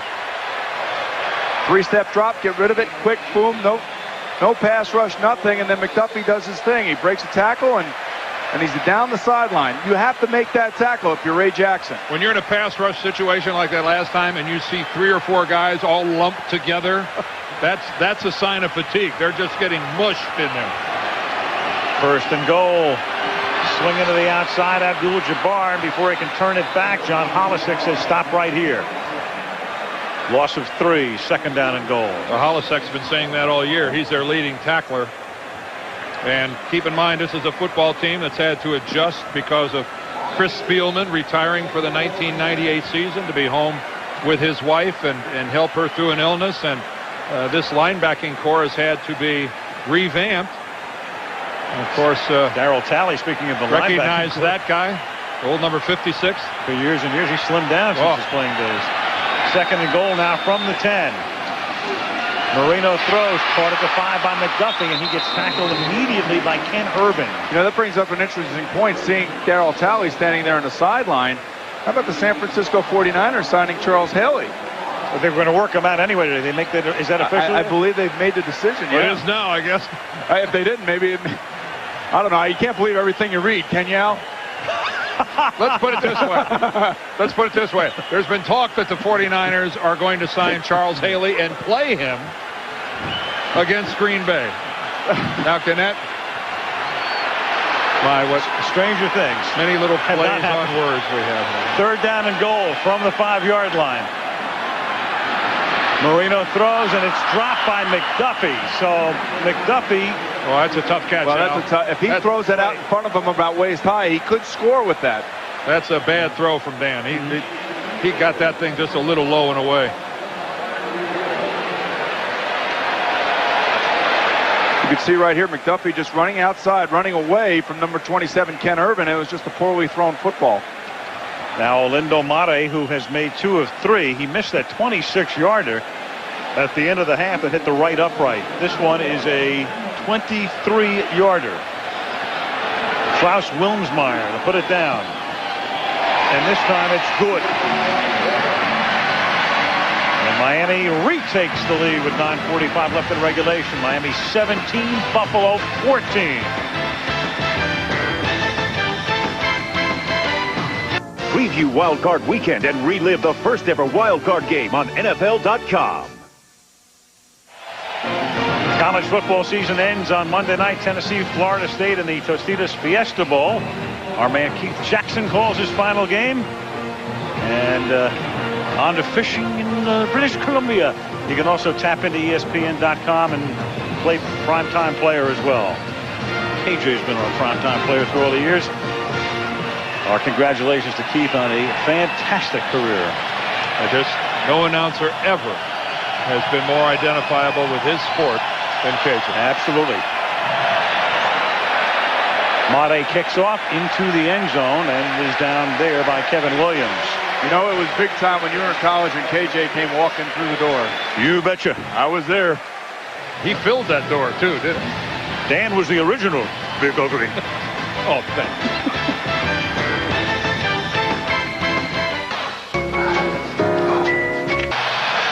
17-14, the Dolphins lead it. Seesaw game here. A lot of great dramatic plays, strategy. It's had it all so far today. Well, Buffalo goes on a scoring drive. Miami counters with one of their own. Both teams trying to take the lead and assert themselves here in the fourth quarter. From the 20 on first down, Flutie flushed. Little dump off and getting a hand on it. That's Kenny Mixon, second down. That thing just slipped out of his hand. You have to be careful. He's running to his right and trying to throw it against the grain. Really a dangerous play, something that Doug Flutie has not been doing this year. And, you know, they got him back in the shotgun, and this is where he belongs because, like I said, he can survey the field and he can make plays, but he's got to be careful trying to do things like this. Don't force the issue. Didn't have a whole lot on it as he just tried to float it back across the middle, and then Mixon gets it. Man. You know, risky business. You really have to be careful. Second and 10 from the 20-yard line. Thomas. Stopped at the 21. Well, gents, whoever wins this game continues on. It's the toughest way, of course, to get to the Super Bowl, but Denver did it last year. They had to play the 3 games, a la Miami, 1 at home, and most likely 2 on the road. Yeah, I'll tell you right now, the New York Jets are playing very well. Denver got back on track against Seattle. I mean, two places that are going to be awfully difficult to win in for opposing teams. Well, we know that games are being played here in Miami and in Jacksonville in the AFC. It's going to be a little colder next week. Yes. The balmy temperatures are gone. 3rd down and 9 from the 21. And Flutie throws, and it's caught. Andre Reed, and Jerry Wilson with the coverage that time bumps him out of bounds. And Jimmy's look tells you all you need to know. You know, and this is where the maturity of a Doug Flutie in a situation like this really comes through. Again, the blitz is coming. You can see him coming off the end. He throws the ball before Andre Reed even turns his head. And he knows where Andre's going to be, and he has enough confidence in letting the ball go before he sees the receiver's eyes. And a good job, again, of Buffalo staying away from the coverage by Buckley and Madison and working on the guys that are locked up underneath. And again, Jerry Wilson. 1st and 10 from the 38.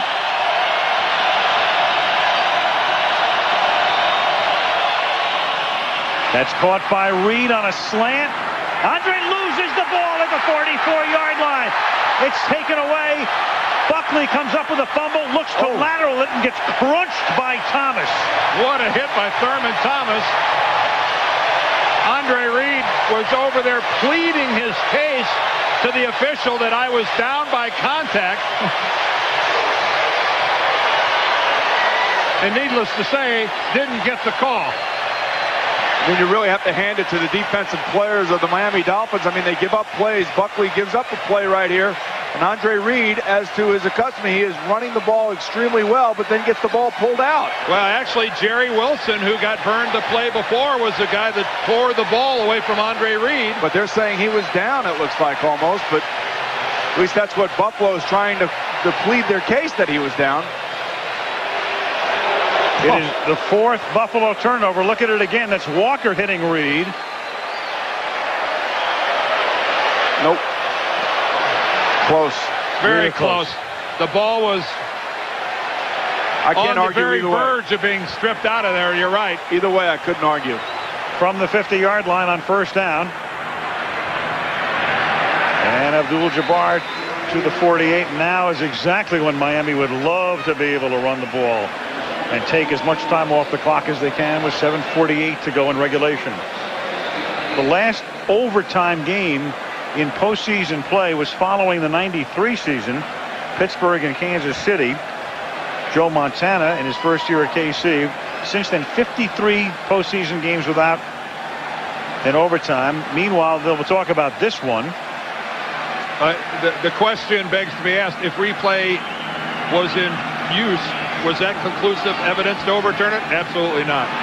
On 2nd and 8, this is McDuffie setting up a 3rd and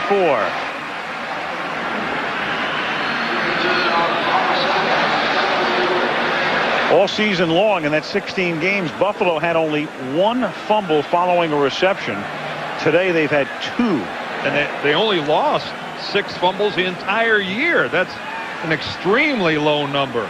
That is safeguarding and protecting the football. But today it has, Mr. Wilson has not been kind to the Buffalo Bills. And I don't mean Ralph. Right. 3rd down and 4. Showing blitz. Here they come. They pick it up, but the pass is very low and incomplete. Gadsden looks around for a flag. Now a flag comes in at the very end.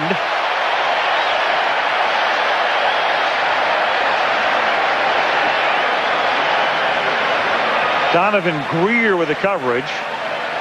Looks like they're going to call some sort of holding against Donovan Greer.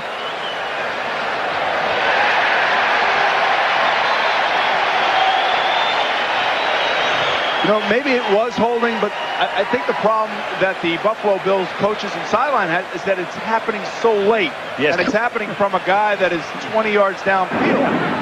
Holding. Defense, number 25. 5 yards. Automatic. Well, the play started at 3 o'clock, and the flag came in at 3:07. Well, you know, that is the frustration that players and coaches and everybody on the sideline has. And the official who's closest to the play doesn't make a call. He calls it incomplete is what he does. And then the flag comes in from behind much later. It's a hard thing to swallow if you are a Buffalo Bill on that sideline watching that play. First down from the 39. Abdul-Jabbar, gain of 2. Stopped by Washington. Kippy Brown, the offensive coordinator, took over for Gary Stevens this year. Kippy was the running backs coach for the Dolphins for several years prior to being elevated to the coordinator's job. Very popular figure here with the Dolphins. And he calls it the way Jimmy likes it. Run, run, run, run, run, unless they really need Dan Marino to win a game for him. On 2nd and 9, Marino throws. That is caught by Thomas, and Greer takes him down by the left ankle. About 4 yards shy of the first. Make it 3. Well, that was a late throw by Dan Marino out in the flat like that. He's checking one side and then throwing the ball back late like this. It's a very dangerous play. If Greer was on his game and was aware of where the ball was, he had a chance to make an interception and go the other way with it.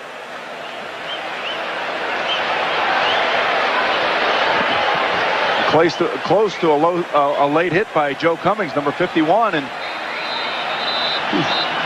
and Jimmy's going to take a timeout. Buffalo made its defensive switches. He's got a key 3rd and 3 coming up here.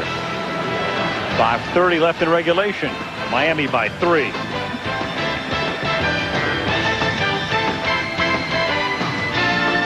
Very big play coming up right now. 3rd down and 3 as Miami tries to convert, which will afford them the opportunity to take a considerable bit of time off the clock as well as they move into scoring position. 3rd down and 3 at the 32-yard line. The interesting thing here is Miami is actually going with 2 tight ends and 2 running backs and a wide receiver as opposed to their nickel offense. And you saw Buffalo counter by running in Ted Washington in their primary run defense. I would think this is going to be a run to the right here. First time we've seen this formation, and this is Abdul-Jabbar swinging it to the outside, inside the 20, out of bounds. Huge first down off an O.J. McDuffie block. And fundamentally sound. Did you see Jabbar switch hands with the football? Had it in his left hand, broke into the clear, and had the savvy to go ahead and switch it over to his right hand. I love to see fundamentally sound football like that. The only thing that I would have liked to have seen is have him stay in bounds. Even though the clock restarts when they place the football, they probably lost 10 seconds right here. But again, give credit to Larry Bechtel, the offensive line coach for the Miami Dolphins. He is the architect of the running game. He is the guy that's going to say, this is where we can run and this is where we can't run. Now they give the ball to Parmalee. You can't run there. Must be like blue shirts. There's Abdul-Jabbar, who's carried 27 times today for 95 yards. Most by a Miami player since Larry Zonka did it in the 73 playoffs. Take into account he's done it against the 5th best rushing defense in football, and they're missing a few players out of that lineup, and certainly Miami has taken advantage. The fact that Phil Hansen's not out there, Sam Cowart's not there, and their secondary has been depleted by injuries. 2nd and 11 from the 15-yard line. Marino throws. McDuffie makes the catch, and he gets rolled down shy of the first down. Making the play was Donovan Greer, who cramps up again. Last week dehydrated in the game at New Orleans, and thus his play has been limited today and cramping again. Usually when they sit like that, maybe the wind gets blown out of you a little bit.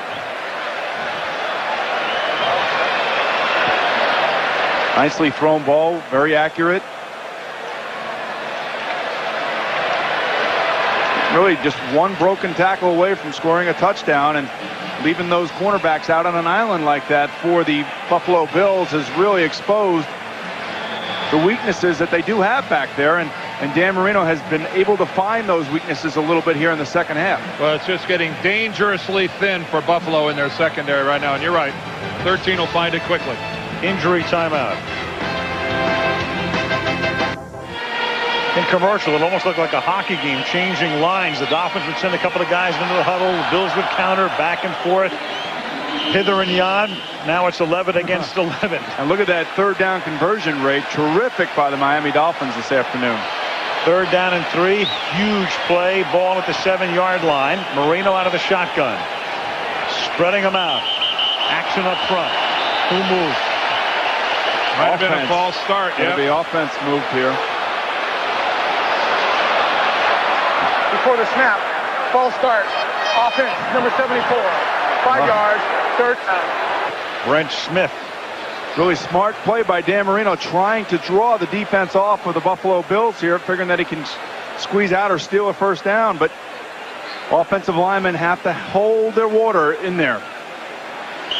Watch him jump here on the left a little bit. The left guard right there, number 74. Oh, what a big mistake.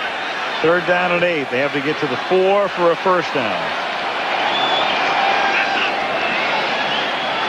Marino surveys, guns it.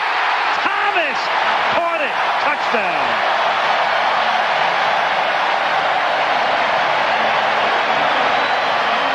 And Brent Smith right now is going, thank you, thank you, thank you, thank you. Maybe that penalty gave him a little bit more room down here. There's Jimmy saying, oh, way to go. We like to throw the ball down here in Miami. Inside the 10-yard line. Not very often you see teams go to 5 receiver formations and a shotgun set with nobody in there to protect the quarterback. You know, and that 5 yards might have helped because they ran an inside slant pattern and the safety wasn't able to get over there. Mate converts. So Andre Reed made the reception, then the fumble, and Miami is able to cash in.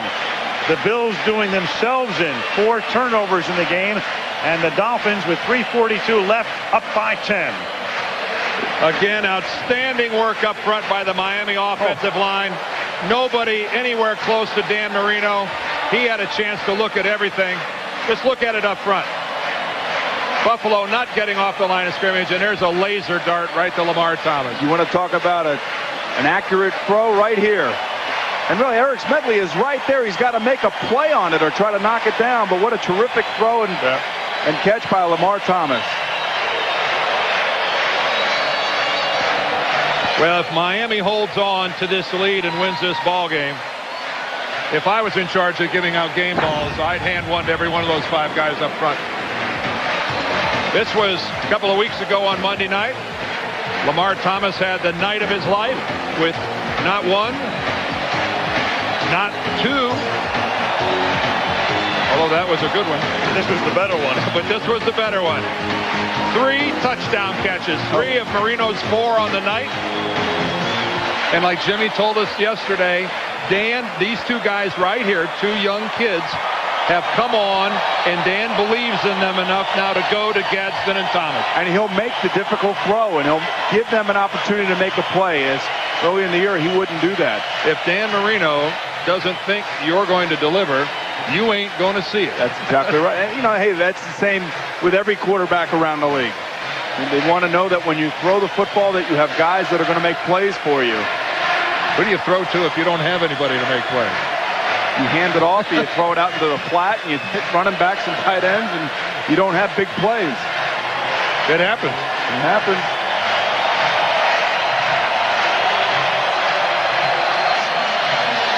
Olindo Mate sends it to the 7-yard line. Kevin Williams.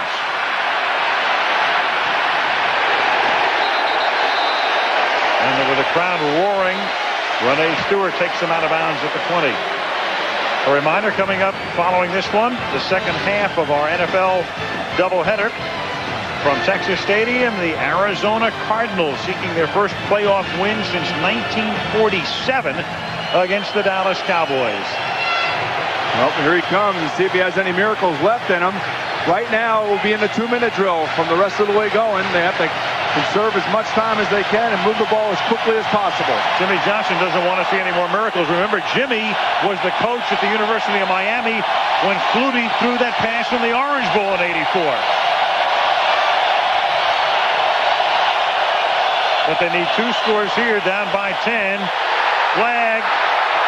And the question was there a play? The flag came in early. I think Donovan Greer might have been offsides. He was blitzing from the backside. And unless It is against Miami. It's going to be a Miami recovery. That was Jerry Wilson that came on the blitz. Was that who it was? I think he was offsides. Well, I'm looking at the wrong guy. Thank you, Biggs. That's all right. That's all right. Let's get the call here. Flip that card. The ball was fumbled and recovered by Miami. However, offside on the defense of the 24. 5 yards. Oh, Mike Carey keeping everybody in suspense. Yep. Yes. The ball was fumbled and recovered by Miami. However, he had to flip his card. What's really shocking about this is that Doug Flutie never even sees it coming, and he should have seen it because the safety to that side was down ready to cover up the receiver who Wilson was coming off of. And you can see he's saying right there, you know what? That's me. That's me. He caught a break, so maybe there is some magic left. 1st and 5 now from the 26. 3:25 left in regulation. Balloons go floating by. Blitz again by Wilson. Moulds makes the catch. Taken down up at the 31-yard line. I'll tell you, they're not going to let him sit back there. They're going to make him make decisions right now. And, you know, I applaud the defense with the Miami Dolphins in doing that. Don't sit back. Go after him. But if you go after him, you better get him. Don't let him run around. You're not advocating the prevent defense. No way, man. No way. Buffalo moving around. Remember, you saw Joe Pendry making the call with a communication into Flutie's helmet. Doug on 1st and 10 over the middle, and that's incomplete, intended for Kevin Williams. And for the 3rd consecutive time, Jerry Wilson came on the corner blitz. And what they're doing, Dan, is they're running what they call fire zones. They're bringing defensive backs to one side and dropping off defensive linemen to the other side. So it's not an all-out blitz. They're not exposing anybody to big plays. They're playing good, sound, solid defense, but they're forcing Thurman Thomas to stay in the backfield and pick up that blitz. Look at number 34 right there. And the guy who drops back right there, Trace Armstrong makes the play. No, that's actually Shane Burton, who almost got his hand on the ball. 2nd and 10.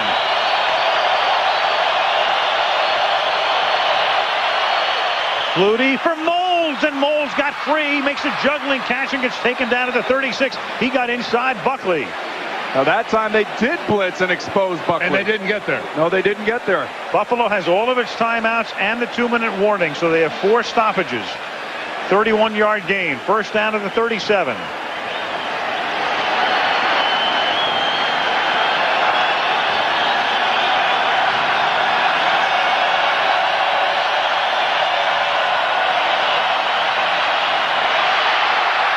Flutie throws against the grain and just has to throw it away. Reed was covered. 2:06 remaining. 2nd and 10. But importantly for Miami, that burned off a lot of time, and we've got a flag on the far side of the field about the 27-yard line. Against the Dolphins. Completely away from the play.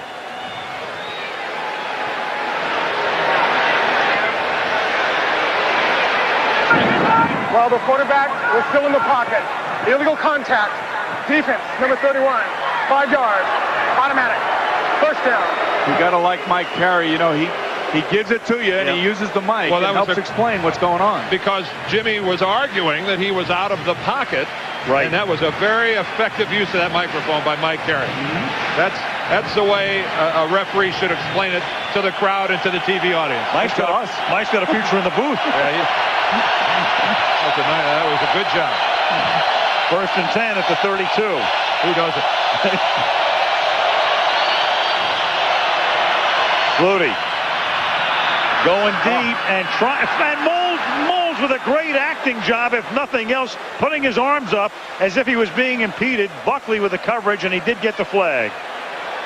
How many times have we seen this year? You just throw the ball up down the sideline, and you come away with interference, and they move the ball all the way down. And this is going to be the 2-minute warning. Wow. After the call here. Terrell Buckley's got his hands all over Moulds. 27. Automatic. 1st down. You're allowed to make contact within 5 yards, not 35 yards. 2-minute warning.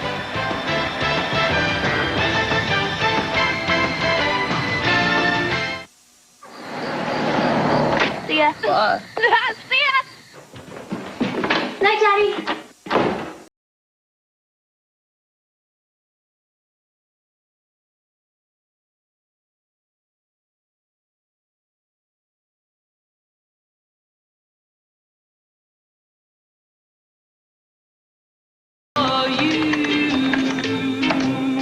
Keep in touch on America's #1 direct internet service. Dan Henry Hansen lives in Lusk, Wyoming.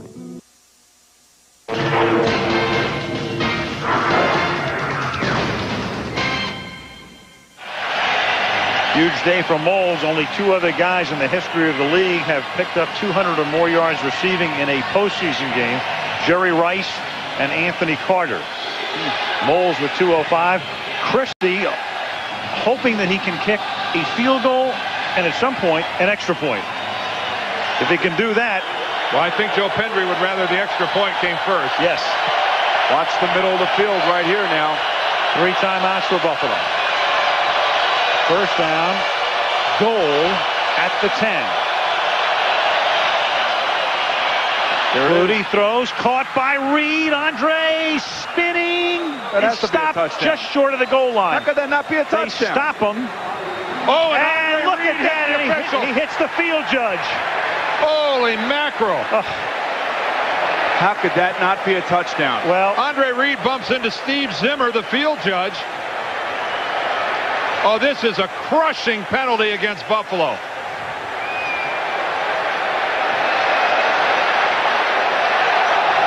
We'll take a look at the replay. Let's see if he gets in number 1.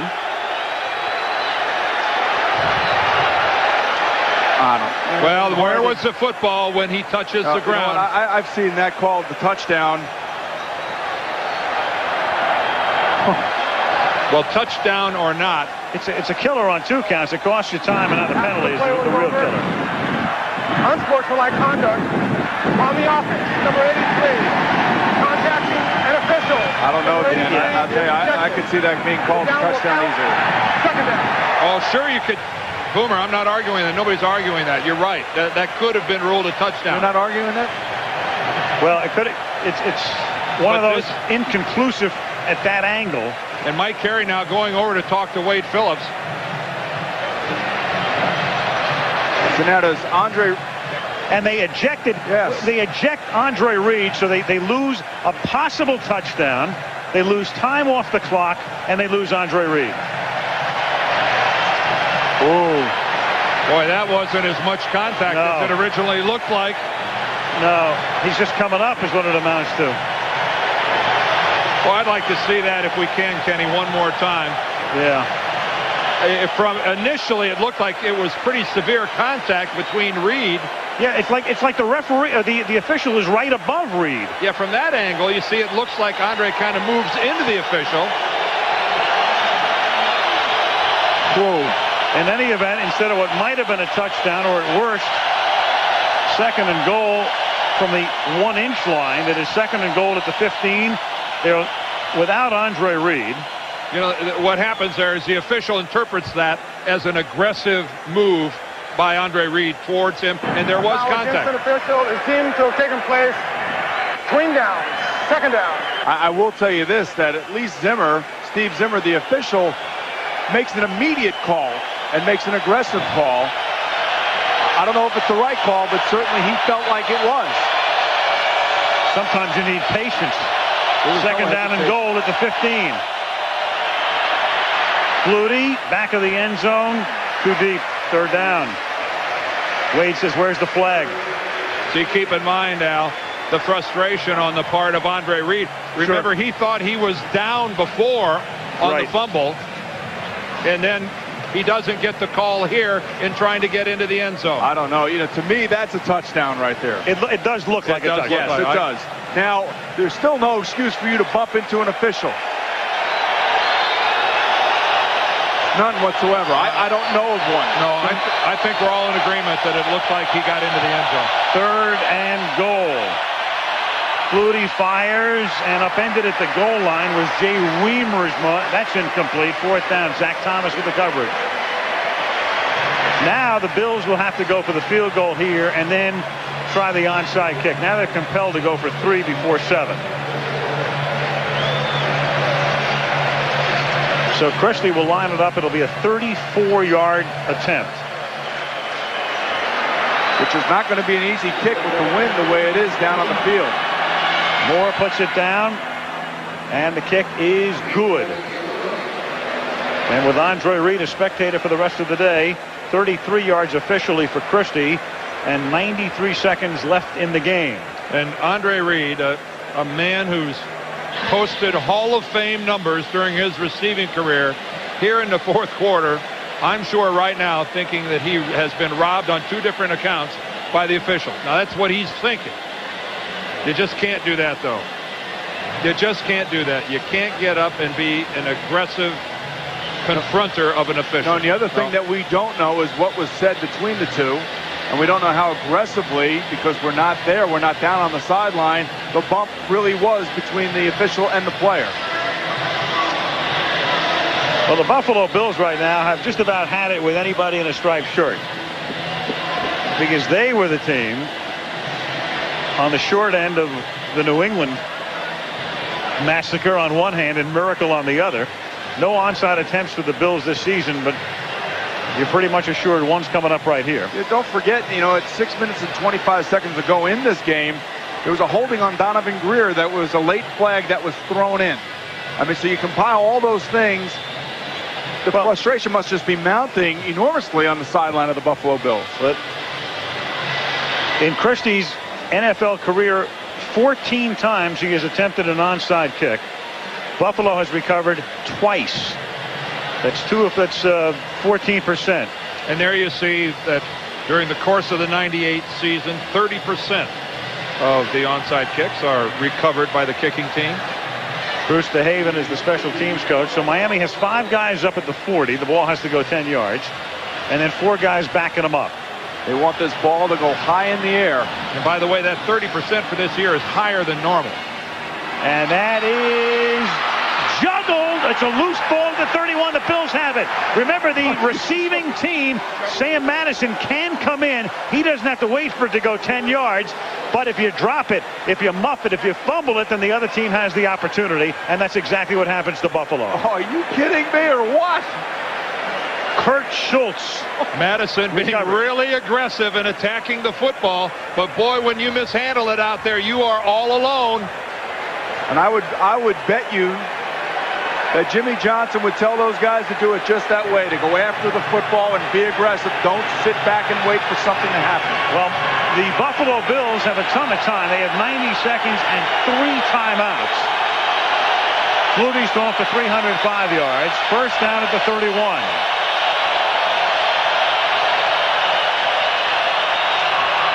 Flutie to Moulds. And Moulds has a first down at the 33-yard line, pushed out by Brian Walker.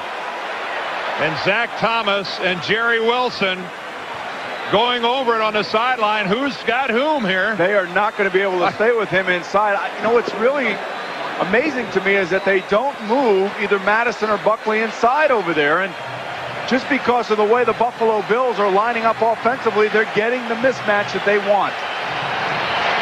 Or creating the mismatch, I should say. And not only a mismatch, Boomer, I think their routes are creating some confusion right now in the Miami secondary. First and 10 at the 39.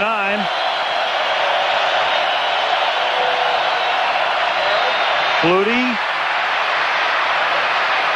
And he throws underneath, and that's incomplete. Jimmy Johnson must think every receiver's out on the field except Gerard's Phelan right now. But no, he does not ever want to see Phelan again. No.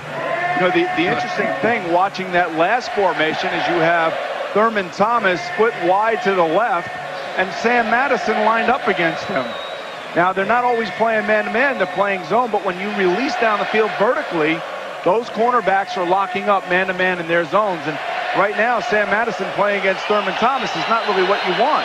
And now you have Terrell Buckley versus Thurman Thomas at the top of the screen. It's suck-it-up time here now for the Miami defensive lineman. No pass rush last time. Second and 9. This time they come in again from the corner, and the pass is incomplete. Good coverage. Moulds double-teamed on the play. Third down and 10. This Wildcard Playoff game is being brought to you by AT&T. It's all within your reach. New Advil liquid gels, pain relief at the speed of liquid. Microsoft, where do you want to go today? And the irresistible taste that makes you say, did somebody say McDonald's? You know, Dan, when you don't have any backs in the backfield, you can bring guys off the sides and they can create pressure. And again, here they are with an empty backfield. The question is, will they bring Wilson again? He's been the rusher du jour. It doesn't look like they're going to do it this time. 3rd and 10. Wilson's in coverage. The pass is caught. A flag comes in. That's Camille Loud, and he's a rookie from Cal Poly San Luis Obispo, only in the game because Reed's out of the game. This is going to be offensive pass interference, I think. Well, if it is, Buffalo had called a timeout for the moment. They'll rescind that timeout. Illegal hands to the face on the defense, number 37. Is declined. The play results in a first down. First down at the 27-yard line. And now, if you're Buffalo, you don't have to take the timeout here, because what you want to do is, even if you can't convert it, you save your timeouts. Miami will get the ball back, but then you take your timeouts defensively, you can still get the ball back. No, they're going to run a play and go with it. Right now, the Miami Dolphins are sorely missing Jason Taylor, their best pass rushing defensive end. Flutie, 347 yards today. Marino, 235. First down at the 27-yard line. And here comes the blitz on the backside. And Flutie's going to run it on a quarterback draw to the 22-yard line. And now, does Buffalo take a timeout? They do. Yes, absolutely. 2 remaining. Shane Burton made the tackle.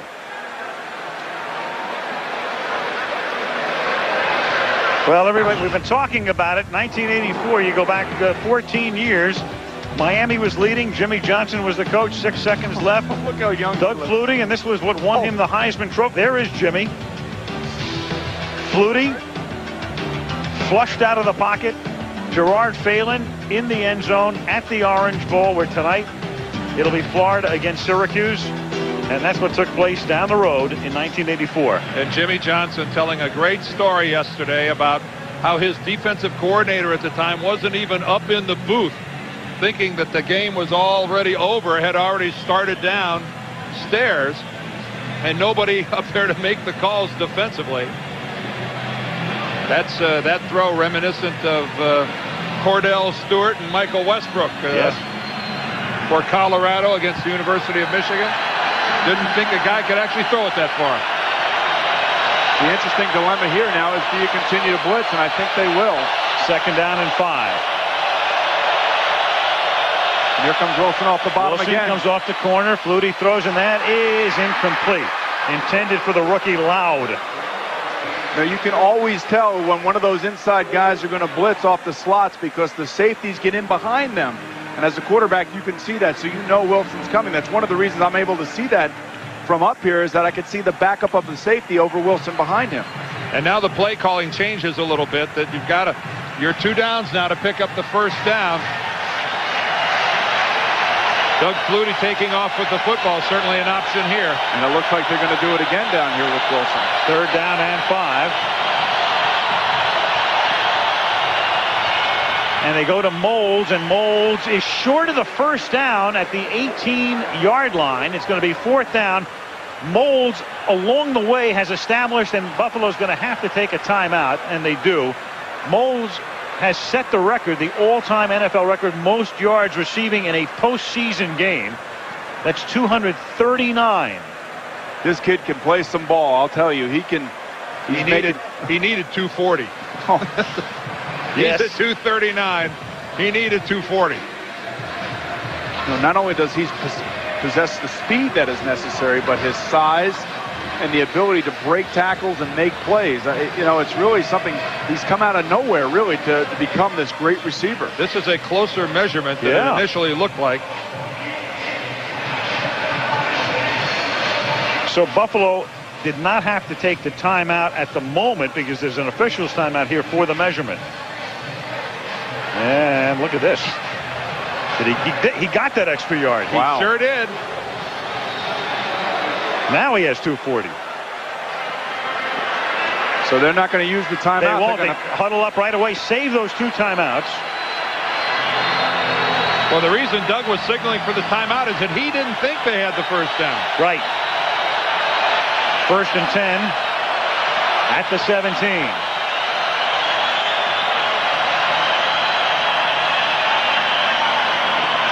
Wayne Huizenga, we had a smiling Wayne in our frame about 2 minutes ago. Now a concerned Wayne.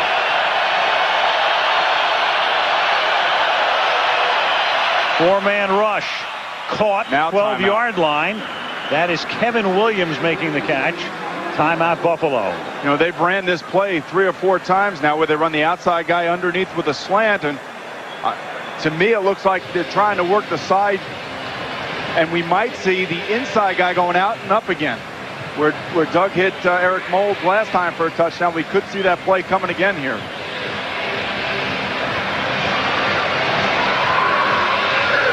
Is your heart pumping? Oh, this is, well, it's playoff football. It's when everything you've worked for since the day the season ended last year, all the off-season conditioning, all of the time spent in meetings, all of the blood, sweat, and tears of a hot training camp. This is when it really pays off for somebody, and this is when it also breaks somebody's heart. You look down here in the stands, there's nobody sitting down. I mean, they're all standing and trying to give their defense the support that they need right now. And it's the most helpless feeling in the world when you're on the bench and can't participate in any way. Marino agonizing. A spectator just like the rest of us. Second down, 5 from the 12. Eric Moulds one-on-one down here at the bottom. Bills have 1 timeout remaining. Flutie, a little dump off. It is caught by Thurman Thomas, and the future Hall of Famer is out of bounds at the 9-yard line. 24 seconds remaining. I think they had the matchup that they wanted. They had Eric Moulds down at the bottom of the screen one-on-one against Sam Madison, and he actually does get out on top, but you could see during the course of the play, the safety and the inside linebackers all ran with him. Jerry Wilson went with him. Brian Walker went with him. Madison was over there. If he gets it to Moulds for a touchdown, it's going to take a lot of work to do it. Third down, 2 from the 9. Same situation again. And Flutie's going to run it. And Flutie's going to get the first down, take his last timeout, 1st and goal at the 5. No timeouts left. Well, they were signaling for a timeout when there was about 19 seconds left on the clock, and it ran down to 16. I'm assuming that Buffalo coaching staff is going to argue that we deserve a... Now they put it back to 17. Let's take a look at both the end of the play and the clock. Joe Pendry, Doug Flutie going to talk this over. All right, there's 24 seconds when this play gets started.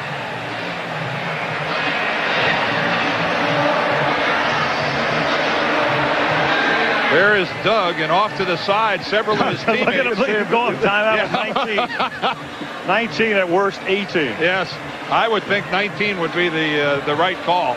And really what that signals to you is a player that is on top of his game, that has the understanding of what is happening on the field. That's a great look at Doug's really arm. Yeah. Doug's arm coming out of that pile. I'm trying to call a timeout. Flutie flakes are brain food. I'm convinced of that right now. So, well, what did Jimmy Johnson tell us that he thought was Doug Flutie's best attribute?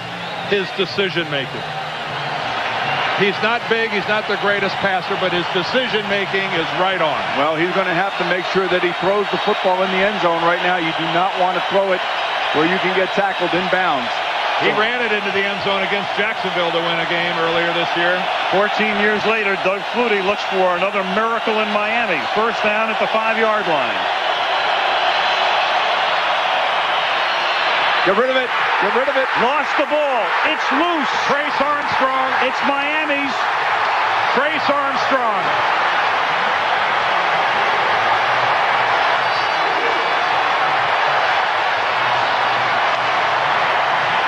Armstrong dislodged it.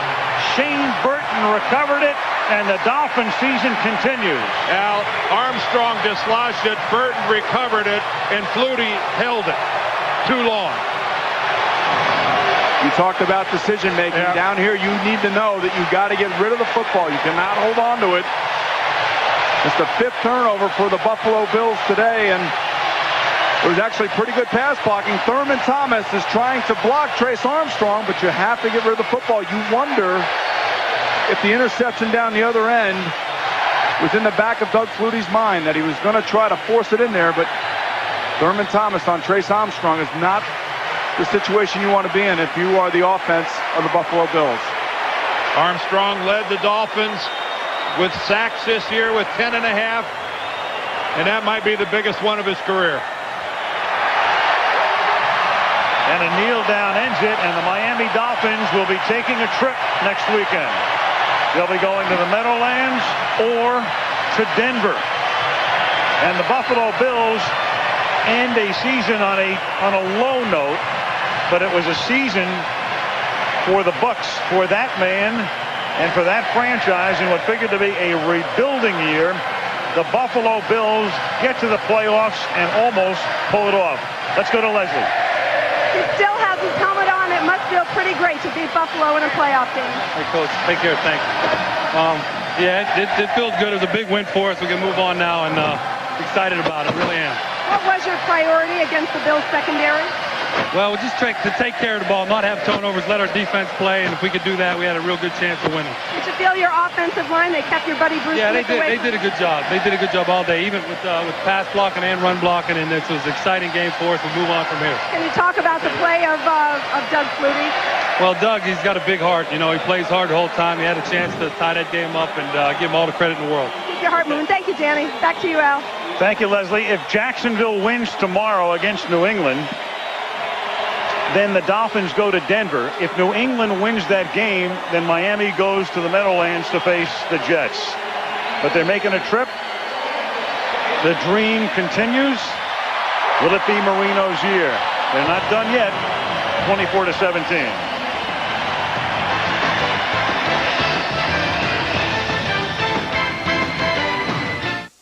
What is Nicorette? Nicotine replacement.